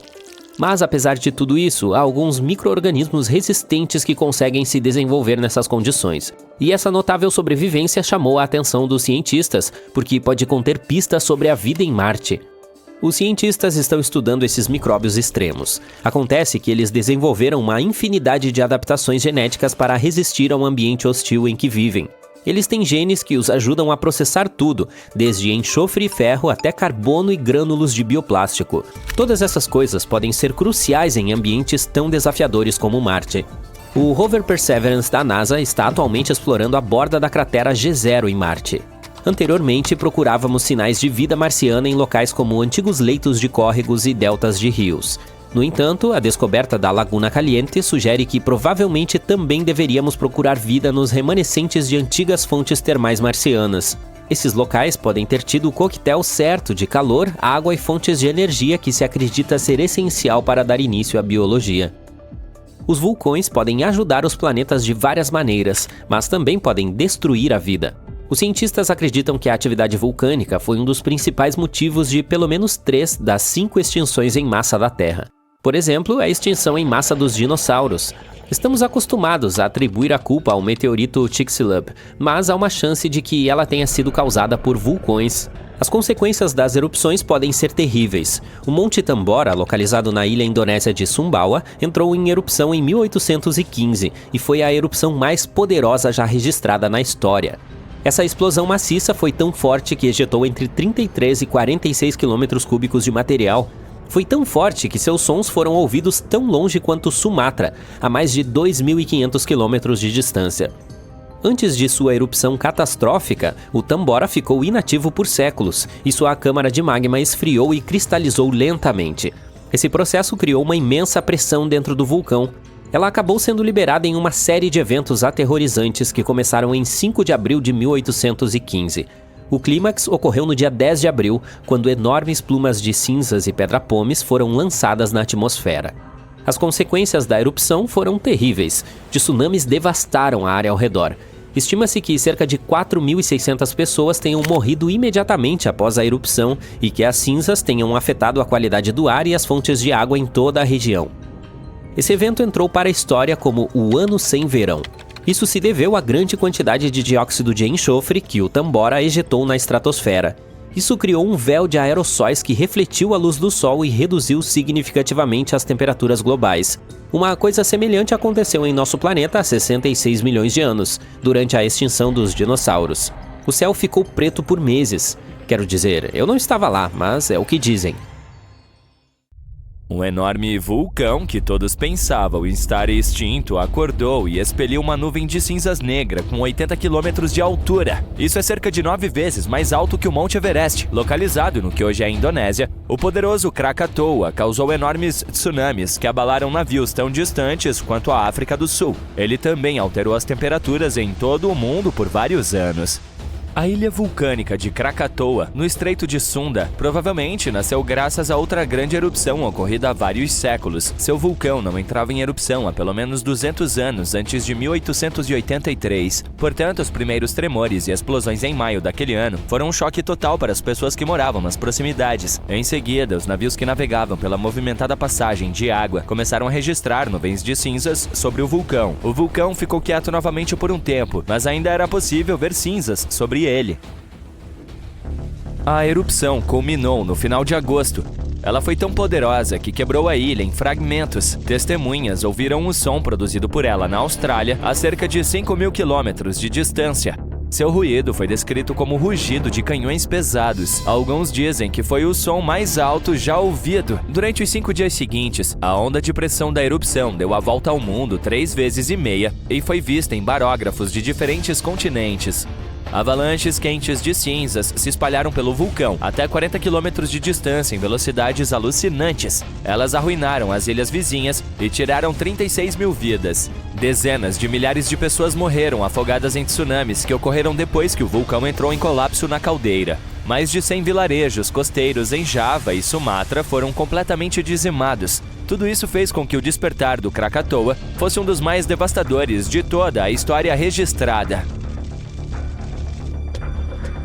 A crosta terrestre é como um quebra-cabeça gigante composto de peças maciças conhecidas como placas tectônicas. Essas placas estão constantemente deslizando umas contra as outras sobre o manto, que é a camada fundida abaixo. A Indonésia está bem no meio da chamada zona de subducção. Nela, a placa indo-australiana colide com parte da placa asiática à medida que se move para o norte. Conforme a placa oceânica desce, ela se aquece e você tem a receita perfeita para um hotspot vulcânico. O Krakatoa tinha 3 picos, cada um servindo como uma porta de saída para uma enorme câmara de magma abaixo dele. Durante uma erupção anterior, os detritos bloquearam uma dessas saídas e a pressão se acumulou embaixo.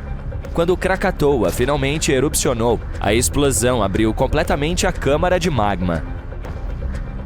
A erupção levou ao chamado inverno vulcânico. O Krakatoa enviou 25 quilômetros cúbicos de rocha, cinzas, poeira e detritos para a atmosfera. Isso criou um véu espesso que envolveu a Terra. As partículas se espalharam à luz do Sol e a troposfera abaixo esfriou. O efeito permaneceu forte por vários anos. O hemisfério norte registrou temperaturas mais frias do que a média e, em algumas regiões, as temperaturas do verão não atingiram os níveis típicos. O sul da Califórnia recebeu uma quantidade recorde de chuvas nos meses seguintes à erupção. O céu ficou mais escuro em diferentes partes do mundo durante anos. Durante muitos meses, o pôr do sol se transformou em um show espetacular de vermelho e laranja. Um astrônomo supôs que essa foi a fonte de inspiração para O Grito de Edvard Munch. A pintura mostra exatamente a aparência do céu sobre a Noruega após a erupção. Ela também produziu um tipo raro de halo chamado Anel de Bishop e uma luz roxa vulcânica no crepúsculo. Durante vários anos após a explosão do Krakatoa, a lua parecia azul e, às vezes, verde. Isso se deve ao fato de que algumas nuvens de cinzas estavam cheias de partículas grandes o suficiente para dispersar a luz vermelha, deixando passar apenas as outras cores. Alguém chegou a testemunhar o sol cor de lavanda e nuvens brilhantes à noite. O Krakatoa tornou-se a primeira erupção de um vulcão cientificamente bem registrada e estudada. Entre o momento em que as primeiras nuvens de cinzas foram vistas por um navio que passava pelo local e a erupção desastrosa, os cientistas conseguiram organizar expedições geológicas. Eles estudaram o vulcão e coletaram amostras de rochas vulcânicas. Isso se tornou útil para a compreensão da atividade vulcânica. O Krakatoa estava adormecido até a década de 1920, quando alguns habitantes locais notaram uma coluna de vapor e detrito saindo da caldeira em colapso. Em poucas semanas, a borda de um novo cone surgiu acima do nível do mar. Depois de um ano, era uma pequena ilha chamada Anak Krakatau, ou Filho de Krakatoa. Ele continua a entrar em erupção, mas, felizmente, sem consequências graves, até o momento. Em abril de 1815, o Monte Tambora desencadeou uma erupção maciça, causando estragos na ilha indonésia de Sumbawa. A erupção destruiu casas e matou 10 mil pessoas. Outras 80 mil pessoas morreram devido às doenças que se espalharam após a erupção. O ano seguinte entrou para a história como o Ano Sem Verão. Condições frias e úmidas envolveram a Europa e a América do Norte em um frio inesperado. Foi o mais frio em pelo menos 250 anos. No verão daquele ano, as temperaturas tiveram suas maiores quedas, as plantações não cresceram, os animais não sobreviveram e a fome tomou conta da Europa Ocidental e da América do Norte. A Nova Inglaterra teve neve e geadas terríveis nos meses de verão. Os preços dos alimentos subiram. A aveia para cavalos tornou-se um luxo. Algumas pessoas dizem que isso até inspirou a invenção da bicicleta em 1817. Os cientistas usaram dados antigos e modelos climáticos para verificar se tudo isso se devia à erupção do Tambora. Seus dados foram comparados com os de anos semelhantes. Eles mostraram que a precipitação era praticamente a mesma, mas as temperaturas eram muito mais quentes. Quando introduziram o vulcão no cenário, obtiveram os dados exatos do Ano Sem Verão. Eles afirmam que uma erupção vulcânica poderosa como essa aumenta a probabilidade de frio extremo em até 100 vezes. A explosão do supervulcão Toba, na ilha de Sumatra, há cerca de 74 mil anos, tornou-se a maior erupção vulcânica da Terra em 28 milhões de anos. Partes da Indonésia, da Índia e uma fatia do Oceano Índico receberam um cobertor aconchegante composto de 15 centímetros de detritos vulcânicos. Ele cuspiu um volume de rocha comparável a quase 3 milhões de Empire State Buildings. A cratera que deixou para trás ainda é vista do espaço.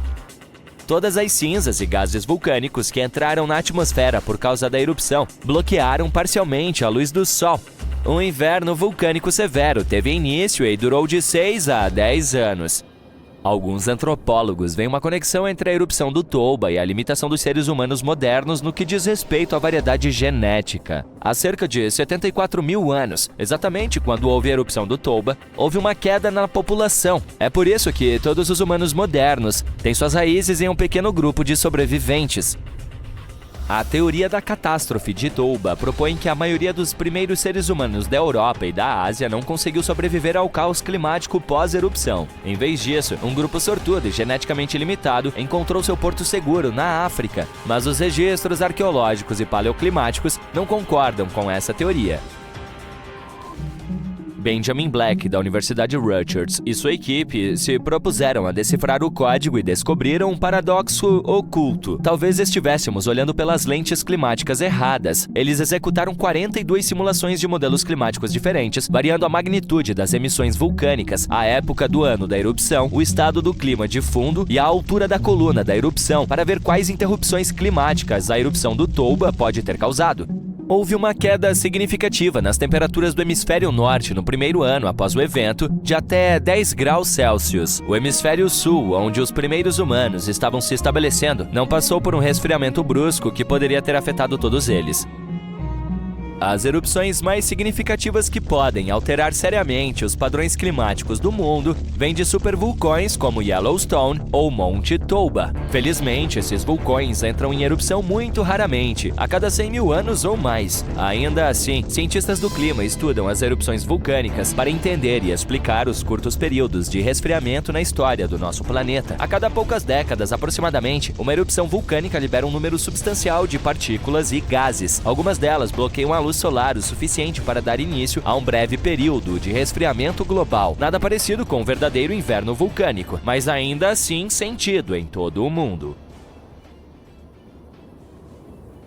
Quando pensamos em vulcões ativos, uma região nos vem à mente: o Anel de Fogo no Oceano Pacífico. 3/4 dos vulcões da Terra ficam dentro desse cinturão. Compare a área com a Austrália, que não tem nenhuma atividade vulcânica. O velho continente da Europa também é calmo, ou pelo menos gostamos de pensar assim. Você consegue adivinhar qual é o vulcão mais ativo da Europa? Se pensou no Monte Etna, na ilha da Sicília, acertou! Esse vulcão entrou em erupção cerca de 200 vezes e está longe de estar dormindo nas últimas décadas. Na última vez, isso aconteceu em agosto de 2013. A montanha mais alta no Mediterrâneo tem 500 milhões de anos. Mas na Islândia, há um vulcão muito mais jovem. Ele entrou em ação no dia 10 de julho de 23. À tarde, 3 fissuras apareceram no solo em uma península no sudoeste da ilha. Isso foi na base de um pequeno pico de montanha.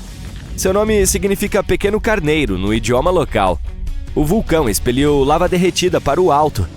Também havia plumas de gás na área. Mas a comunidade científica não ficou surpresa com o evento. Eles já sabiam muito sobre a área vulcânica que se estende entre as cidades de Reykjavik e Keflavik. Seu nome é difícil de pronunciar. Ele já tinha entrado em erupção durante os 2 verões anteriores. Essa atividade ocorreu após 8 séculos de dormência. Nos dias que antecederam a última erupção, os sismólogos, os cientistas que estudam terremotos, registraram mais de 12 mil tremores. Quando o solo foi aberto em julho de 2023, as fissuras tinham mais de 1,5 km de comprimento. Na manhã seguinte, 2 delas se fecharam. Toda a lava estava agora saindo da última fissura. Ela se transformou em um cone alongado, a forma mais simples de um vulcão que todos nós conhecemos. A lava logo encheu uma grande cratera. Ela cresceu quase 30 metros de altura na primeira semana e ainda está crescendo. Na noite em que a erupção começou, a lava se espalhou em todas as direções. Suas cinzas incendiaram o musgo seco nas proximidades. As autoridades locais fecharam a área ao redor. Havia gases tóxicos dos vulcões e fumaça do musgo em chamas. Os bombeiros se aglomeraram na área. Depois de uma semana, eles declararam a área segura. Os visitantes logo chegaram para testemunhar o nascimento do vulcão mais jovem da Europa. Essa forma de turismo é bastante desenvolvida na Islândia. Pessoas de todo o mundo vêm para observar os vulcões ativos. A Terra do Fogo e do Gelo é o lar de mais de 130 vulcões. Cerca de 30 deles estão ativos. Sei o que você está pensando agora. Será que o turismo em vulcões é seguro? Na Islândia, é. As autoridades do país pesquisam e monitoram constantemente todos os pontos críticos. A ilha é pontilhada por várias dezenas de estações sísmicas. Elas ajudam os pesquisadores a prever com precisão futuras erupções. E os serviços de emergência estão acostumados a esse tipo de evento. Eles podem isolar rapidamente as zonas de perigo. Isso é o que aconteceu em 2010. O vulcão no sul da Islândia, cujo nome todos se esforçavam para pronunciar, entrou em erupção. Ele expeliu uma nuvem de vapor e cinzas com 11 quilômetros de altura. Não era uma época divertida para quem estava viajando de avião. Os ventos levaram a enorme nuvem para sudeste em direção ao norte da Europa. Muitos países fecharam seu espaço aéreo por vários dias por motivos de segurança. O vulcão entrou em erupção em março, mas a Terra estava tremendo desde janeiro do mesmo ano. Assim, os sismólogos sabiam que uma erupção estava se aproximando. Quando se trata do vulcão mais jovem do continente, a infraestrutura turística já está lá. Os visitantes podem deixar seus carros em um estacionamento. Em seguida, fazem uma caminhada de 5 horas. Isso leva a um deck de observação. Os turistas ficam tão perto do epicentro que podem sentir a névoa de calor da cratera. A visão é ainda mais impressionante à noite. A segurança nunca é uma preocupação. Os cientistas traçam regularmente mapas de perigo que delineiam as bordas dos campos de lava. Dessa forma, os visitantes que seguem as regras nunca estão em perigo. Mais de uma semana após o início da erupção, uma seção da cratera desmoronou. A lava fluiu morro abaixo, a oeste do vulcão. Esse rio majestoso e ardente é lava de movimento lento. Os cientistas o classificam como um tipo AA. O termo é havaiano. Ele descreve a lava basáltica que tem uma superfície áspera e quebradiça. O fluxo é composto de blocos de lava quebrados que são chamados de clinkers. Eles caem à medida que a substância flui. Isso revela as áreas quentes e avermelhadas. As seções mais frias da lava são de cor cinza e preta. Quando avança, produz um som característico, como o de vidro se estilhaçando. Quase um mês após a erupção do novo vulcão, obtivemos imagens aéreas de um fenômeno interessante. Um tornado se formou diretamente sobre o fluxo de lava. Isso ocorre devido às altas temperaturas na área. Quando as condições são adequadas, uma coluna de ar aquecido pode facilmente se transformar em um mini tornado. Os cientistas observaram um evento semelhante acontecer durante a erupção de 18 anos do Monte Kilauea, no Havaí. Os campos de lava da segunda maior ilha da Europa contam a história da criação da Islândia. Ela fica acima do local onde as placas da América do Norte e da Eurásia se encontram. As placas tectônicas são pedaços enormes e rochosos da camada mais externa da Terra. Existem aproximadamente 20 delas. Elas repousam sobre uma camada de rocha parcialmente derretida. Toda a lava que vemos na superfície começa sua jornada aqui. Pode-se dizer que essas placas flutuam sobre rocha derretida. Seus limites são instáveis. Quando duas placas se chocam uma contra a outra, elas liberam enormes quantidades de energia. A formação de vulcões é um dos resultados. Esses são locais onde a rocha derretida sobe para a superfície. A Islândia começou a se formar há cerca de 60 milhões de anos. As placas tectônicas sob o oceano se separaram. Uma quantidade suficiente de lava se acumulou na superfície para criar um solo sólido. Essa rocha antiga está sob as ondas hoje. À medida que a nova lava atinge a superfície e esfria, ela empurra a rocha antiga para longe do centro da ilha. É por isso que as partes mais antigas da Islândia não têm 60 milhões de anos, mas apenas 16 milhões. Os campos de lava ativos são jovens em termos geológicos. Alguns deles têm menos de 1000 anos de idade. Os cientistas consideram a ilha um ponto quente para vulcões. O trocadilho é intencional. Quase um terço da lava basáltica que atingiu a superfície da Terra na história registrada veio de erupções islandesas. Enxames de fissuras, como os que aconteceram à erupção de 22/3, cobrem 30% do país nórdico. Por esse motivo, apenas um quarto da ilha é habitada. Os vikings nórdicos foram os primeiros povos a se estabelecer na Islândia no início do século X. A natureza lhes deu uma grande festa de boas-vindas. Apenas alguns anos após sua chegada, eles testemunharam uma das maiores erupções vulcânicas da história. Os vikings vinham de uma região sem vulcões, portanto não tinham a menor ideia do que estava acontecendo. Atualmente, os islandeses estão acostumados a tais eventos. Isso é bom porque sua terra natal está entrando em uma nova era de atividade vulcânica. Os vulcanólogos suspeitam que os eventos recentes são uma introdução a décadas de erupções mais frequentes. A península, que abriga o vulcão mais jovem da Terra, fica a apenas 17 quilômetros a sudoeste da capital da Islândia. Ele está inativo há muito tempo. As erupções atuais são um lembrete de que os processos naturais que criaram a Islândia ainda estão em andamento. Recentemente, cientistas descobriram que existe uma ligação histórica entre as erupções vulcânicas no norte da Europa e as geleiras. Nosso planeta passou por pelo menos 5 grandes eras glaciais. Esses foram períodos excepcionalmente longos em que a temperatura média da Terra caiu. O resultado foi a expansão das camadas de gelo no norte da Europa e na América do Norte. A última era glacial terminou há cerca de 10.000 anos. Os pesquisadores ainda estão tentando entender completamente como esses períodos glaciais afetam a atividade vulcânica. Eles suspeitam de que o peso de todo esse gelo interrompe o fluxo de magma no subsolo. Quando as geleiras recuam, a pressão aumenta. Isso facilita o fluxo da lava para cima, para a superfície, onde ela explode.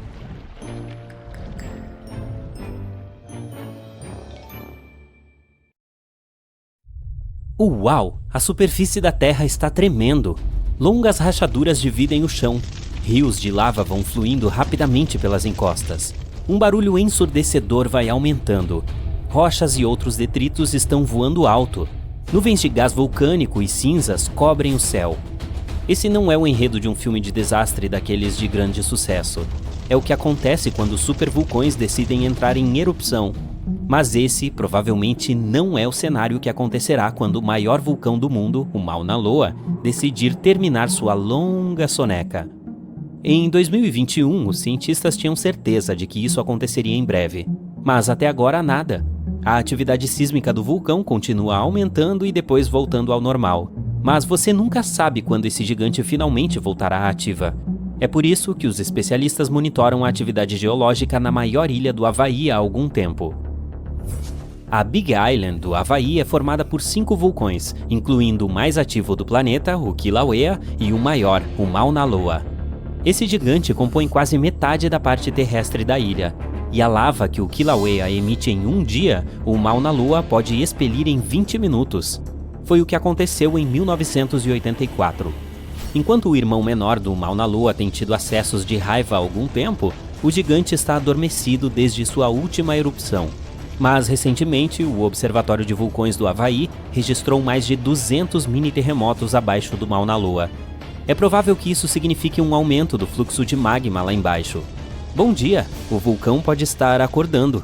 ou não.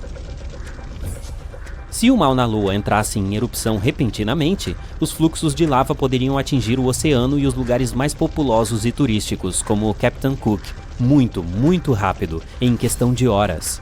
Em 1984, a última vez que o vulcão entrou em erupção, a lava chegou até os arredores de Hilo, do outro lado da ilha. É onde fica um campus da Universidade do Havaí. Felizmente, as pessoas tiveram algumas semanas de antecedência para se preparar para o desastre. Hoje em dia, os moradores têm malas especiais prontas com as coisas mais importantes, incluindo documentos e dinheiro. Essas precauções podem ser úteis no caso de uma evacuação de emergência. Embora a maioria das erupções do Mauna Loa tenha afetado até agora apenas a área do cume, várias delas jorraram lava até o oceano. E você nunca sabe como será a força da próxima erupção. Agora, qual é a montanha mais alta da Terra? Você disse Monte Everest? Depende. Do fundo do mar até o topo, o Mauna Loa é 300 metros mais alto do que o famoso pico do Himalaia. O vulcão é tão grande que faz a placa do Pacífico literalmente afundar com seu peso. Os cientistas dizem que quando esse vulcão monstruoso entrar em erupção, o volume de lava expelido será uma ameaça à vida. Ao longo de sua história registrada, o Mauna Loa entrou em erupção regularmente, quase a cada 6 anos. E mesmo que a última erupção do vulcão tenha ocorrido há cerca de 40 anos, os cientistas têm certeza de que isso acontecerá de novo. Lembra da cena que mostrei no começo? Bem, pode relaxar, isso não deve acontecer com o Mauna Loa. O problema é que os vulcões da Big Island, incluindo ele próprio, não são muito voláteis, porque são vulcões em escudo. Eles receberam essa denominação por não serem muito altos e parecerem com o escudo de um guerreiro colocado no chão. Os vulcões em escudo são formados por lava muito fluida. Ele viaja mais longe e forma fluxos muito mais finos do que a lava expelida de um estratovulcão, que tem formato cônico e alto, como o terrível Krakatoa na Indonésia. Portanto, se, ou devo dizer quando, o Mauna Loa entrar em erupção, provavelmente não haverá nuvens de cinzas ou toneladas de detritos. A coisa mais perigosa será a lava. Como ele é um vulcão em escudo, sua lava é extremamente fluida e volumosa, o que permite que ela flua para longe e bem rápido. Usando mapas teóricos de ventos, especialistas do Observatório de Vulcões do Havaí fizeram gráficos de possíveis fluxos da lava. Eles estão preocupados com terremotos concentrados com altos índices. Isso provavelmente significa que a lava está se movendo sob a superfície. De 500 a 600 terremotos por dia são um motivo sério para ficar em alerta máximo. Por outro lado, não significa necessariamente um desastre ou uma erupção inevitável. Cerca de uma década atrás, vários terremotos que aconteceram ao mesmo tempo sinalizaram que algo estava acontecendo debaixo do Mauna Loa, mas não houve erupção. Em vez disso, metade do vulcão se deslocou um pouco para o sul. Dessa forma, provavelmente isso permitiu que o magma tivesse mais espaço suficiente para ficar abaixo da superfície. Vamos voltar ao evento catastrófico que vimos no início do vídeo. Isso é o que geralmente acontece quando um supervulcão entra em erupção. São vulcões que pelo menos uma vez tiveram uma erupção com um índice de explosividade vulcânica de 8, que é o maior número registrado na tabela. Os supervulcões costumam ser extremamente grandes, sem a forma de cone. Isso ocorre porque eles são tipicamente os restos de gigantescas câmaras de magma que uma vez explodiram, deixando para trás uma enorme cratera. Em geral, elas são encontradas em locais quentes. Supervulcões podem produzir supererupções, e quando isso acontece, jorram mais de 1000 km cúbicos de cinzas, rocha derretida e gases quentes no ar. Em outras palavras, 4 supererupções poderiam encher o Grand Canyon até a borda. Os supervulcões se formam quando volumes gigantescos de magma escaldante tentam escapar do subsolo. Esse magma sobe para perto da superfície, mas não consegue romper a crosta terrestre. É por isso que uma enorme poça pressurizada de magma borbulhante se acumula a uma profundidade de apenas alguns quilômetros. A pressão continua crescendo, pois mais magma está tentando chegar à superfície, até que, BUM! Ocorre uma supererupção. A mais recente aconteceu na Nova Zelândia. Bem, quando digo recente, quero dizer cerca de 26.500 anos atrás. Eu não estava por perto naquela época. Foi quando um supervulcão abaixo da superfície do Lago Taupo expeliu no ar mais de 1.250 km cúbicos de cinzas e pedra-pomes. Imagine 500.000 grandes pirâmides de Gizé voando ao mesmo tempo. Essa erupção foi incrivelmente forte. Mas a coisa mais emocionante e confusa sobre a erupção foi que o vulcão Taupo simplesmente não explodiu como muitos outros. No começo, tudo estava indo como sempre. Mais de 518 km² de magma se acumularam abaixo da superfície, e a pressão estava ficando cada vez maior. Mas depois que a rocha rachou e a primeira parte da lava saiu da cratera, algo deu errado, e o supervulcão fez uma pausa. Apenas alguns meses depois, a desastrosa erupção sacudiu o solo, e milhares de toneladas de lava, rochas e cinzas voaram alto na atmosfera. O padrão incomum do Taupo ainda confunde os cientistas. Mas a era dos supervulcões não acabou.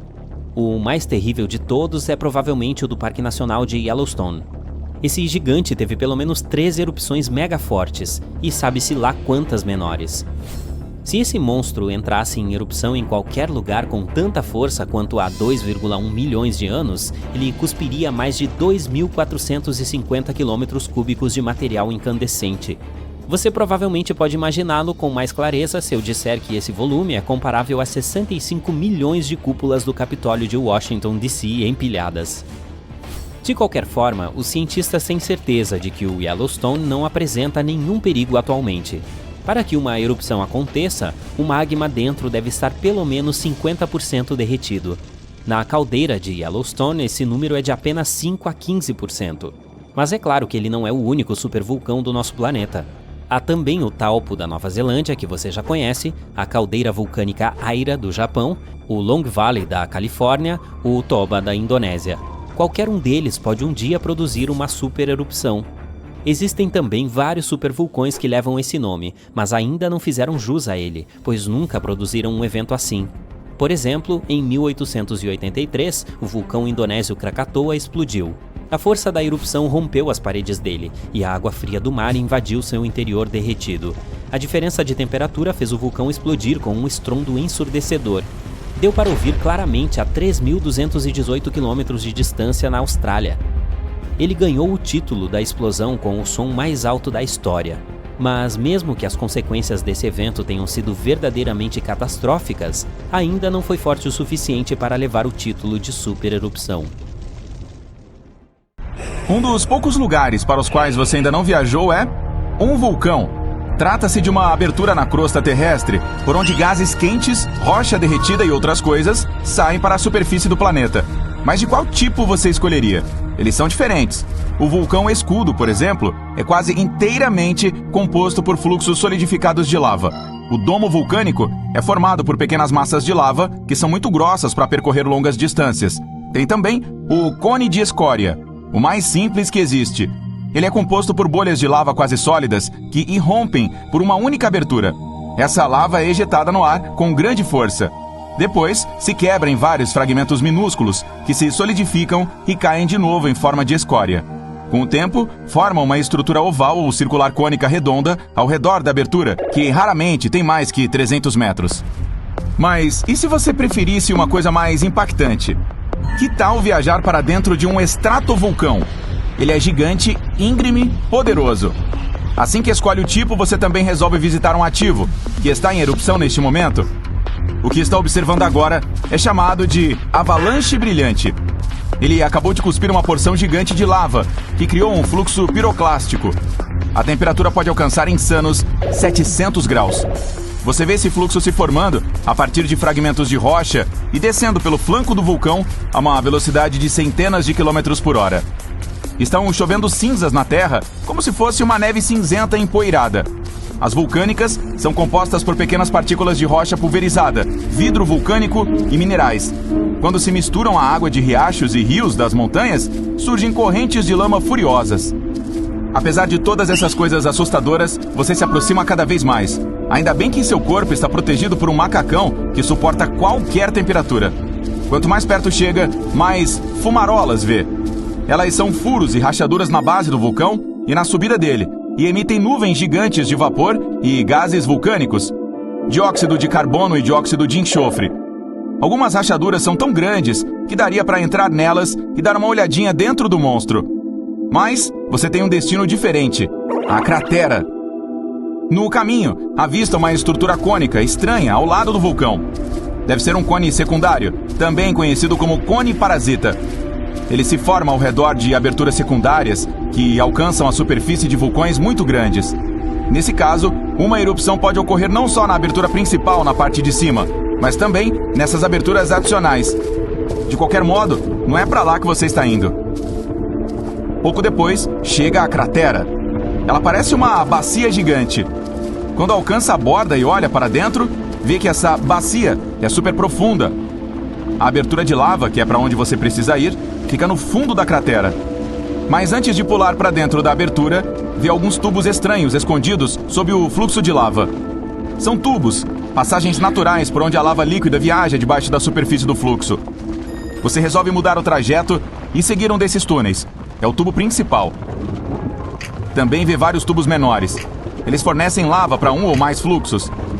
Se o vulcão não estivesse em erupção nesse momento, iria escorrer para baixo, para o fim desse sistema. As passagens ficariam com marcas dela nas paredes.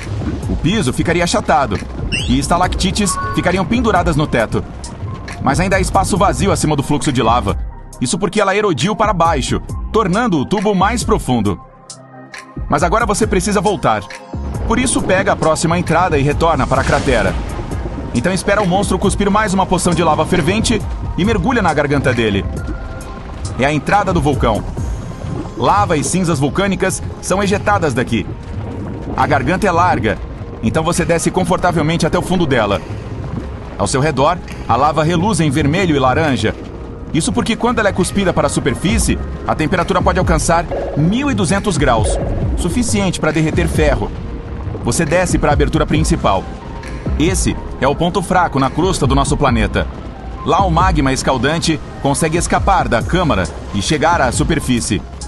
Enquanto desce cada vez mais pela abertura, você avista alguns seals. Às vezes a lava entra nas rachaduras da crosta, empoça e cristaliza.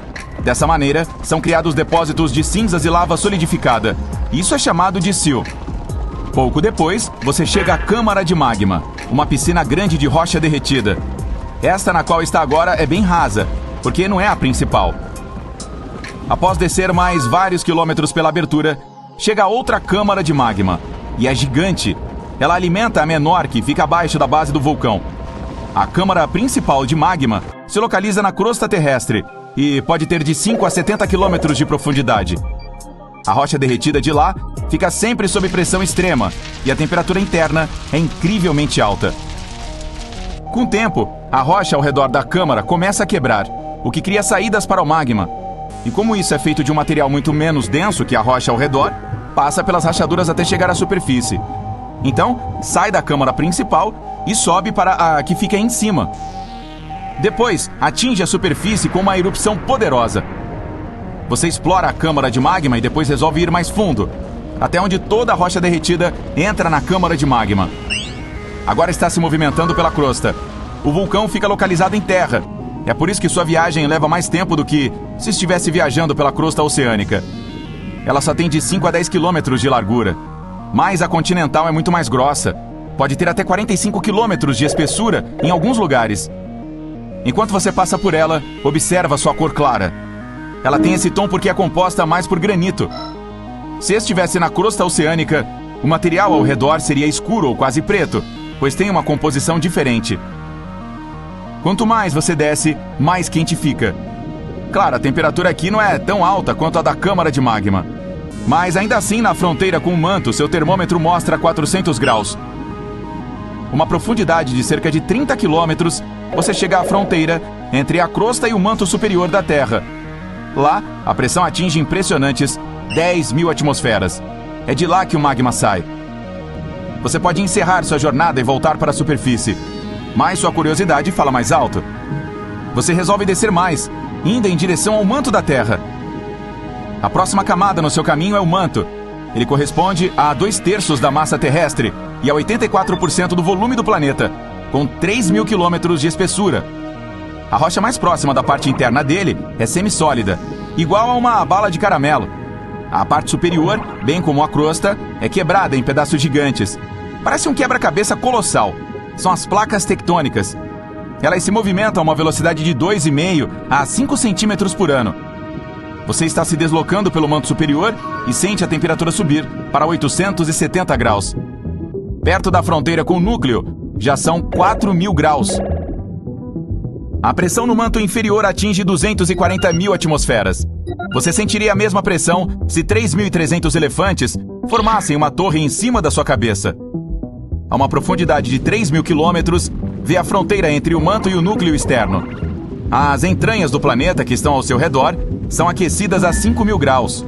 Essa temperatura é alta o suficiente para manter o núcleo externo líquido. Lá, a pressão é de quase 2 milhões de atmosferas. Mas isso não é suficiente para solidificar o ferro do núcleo de novo. O externo tem 2.400 quilômetros de espessura.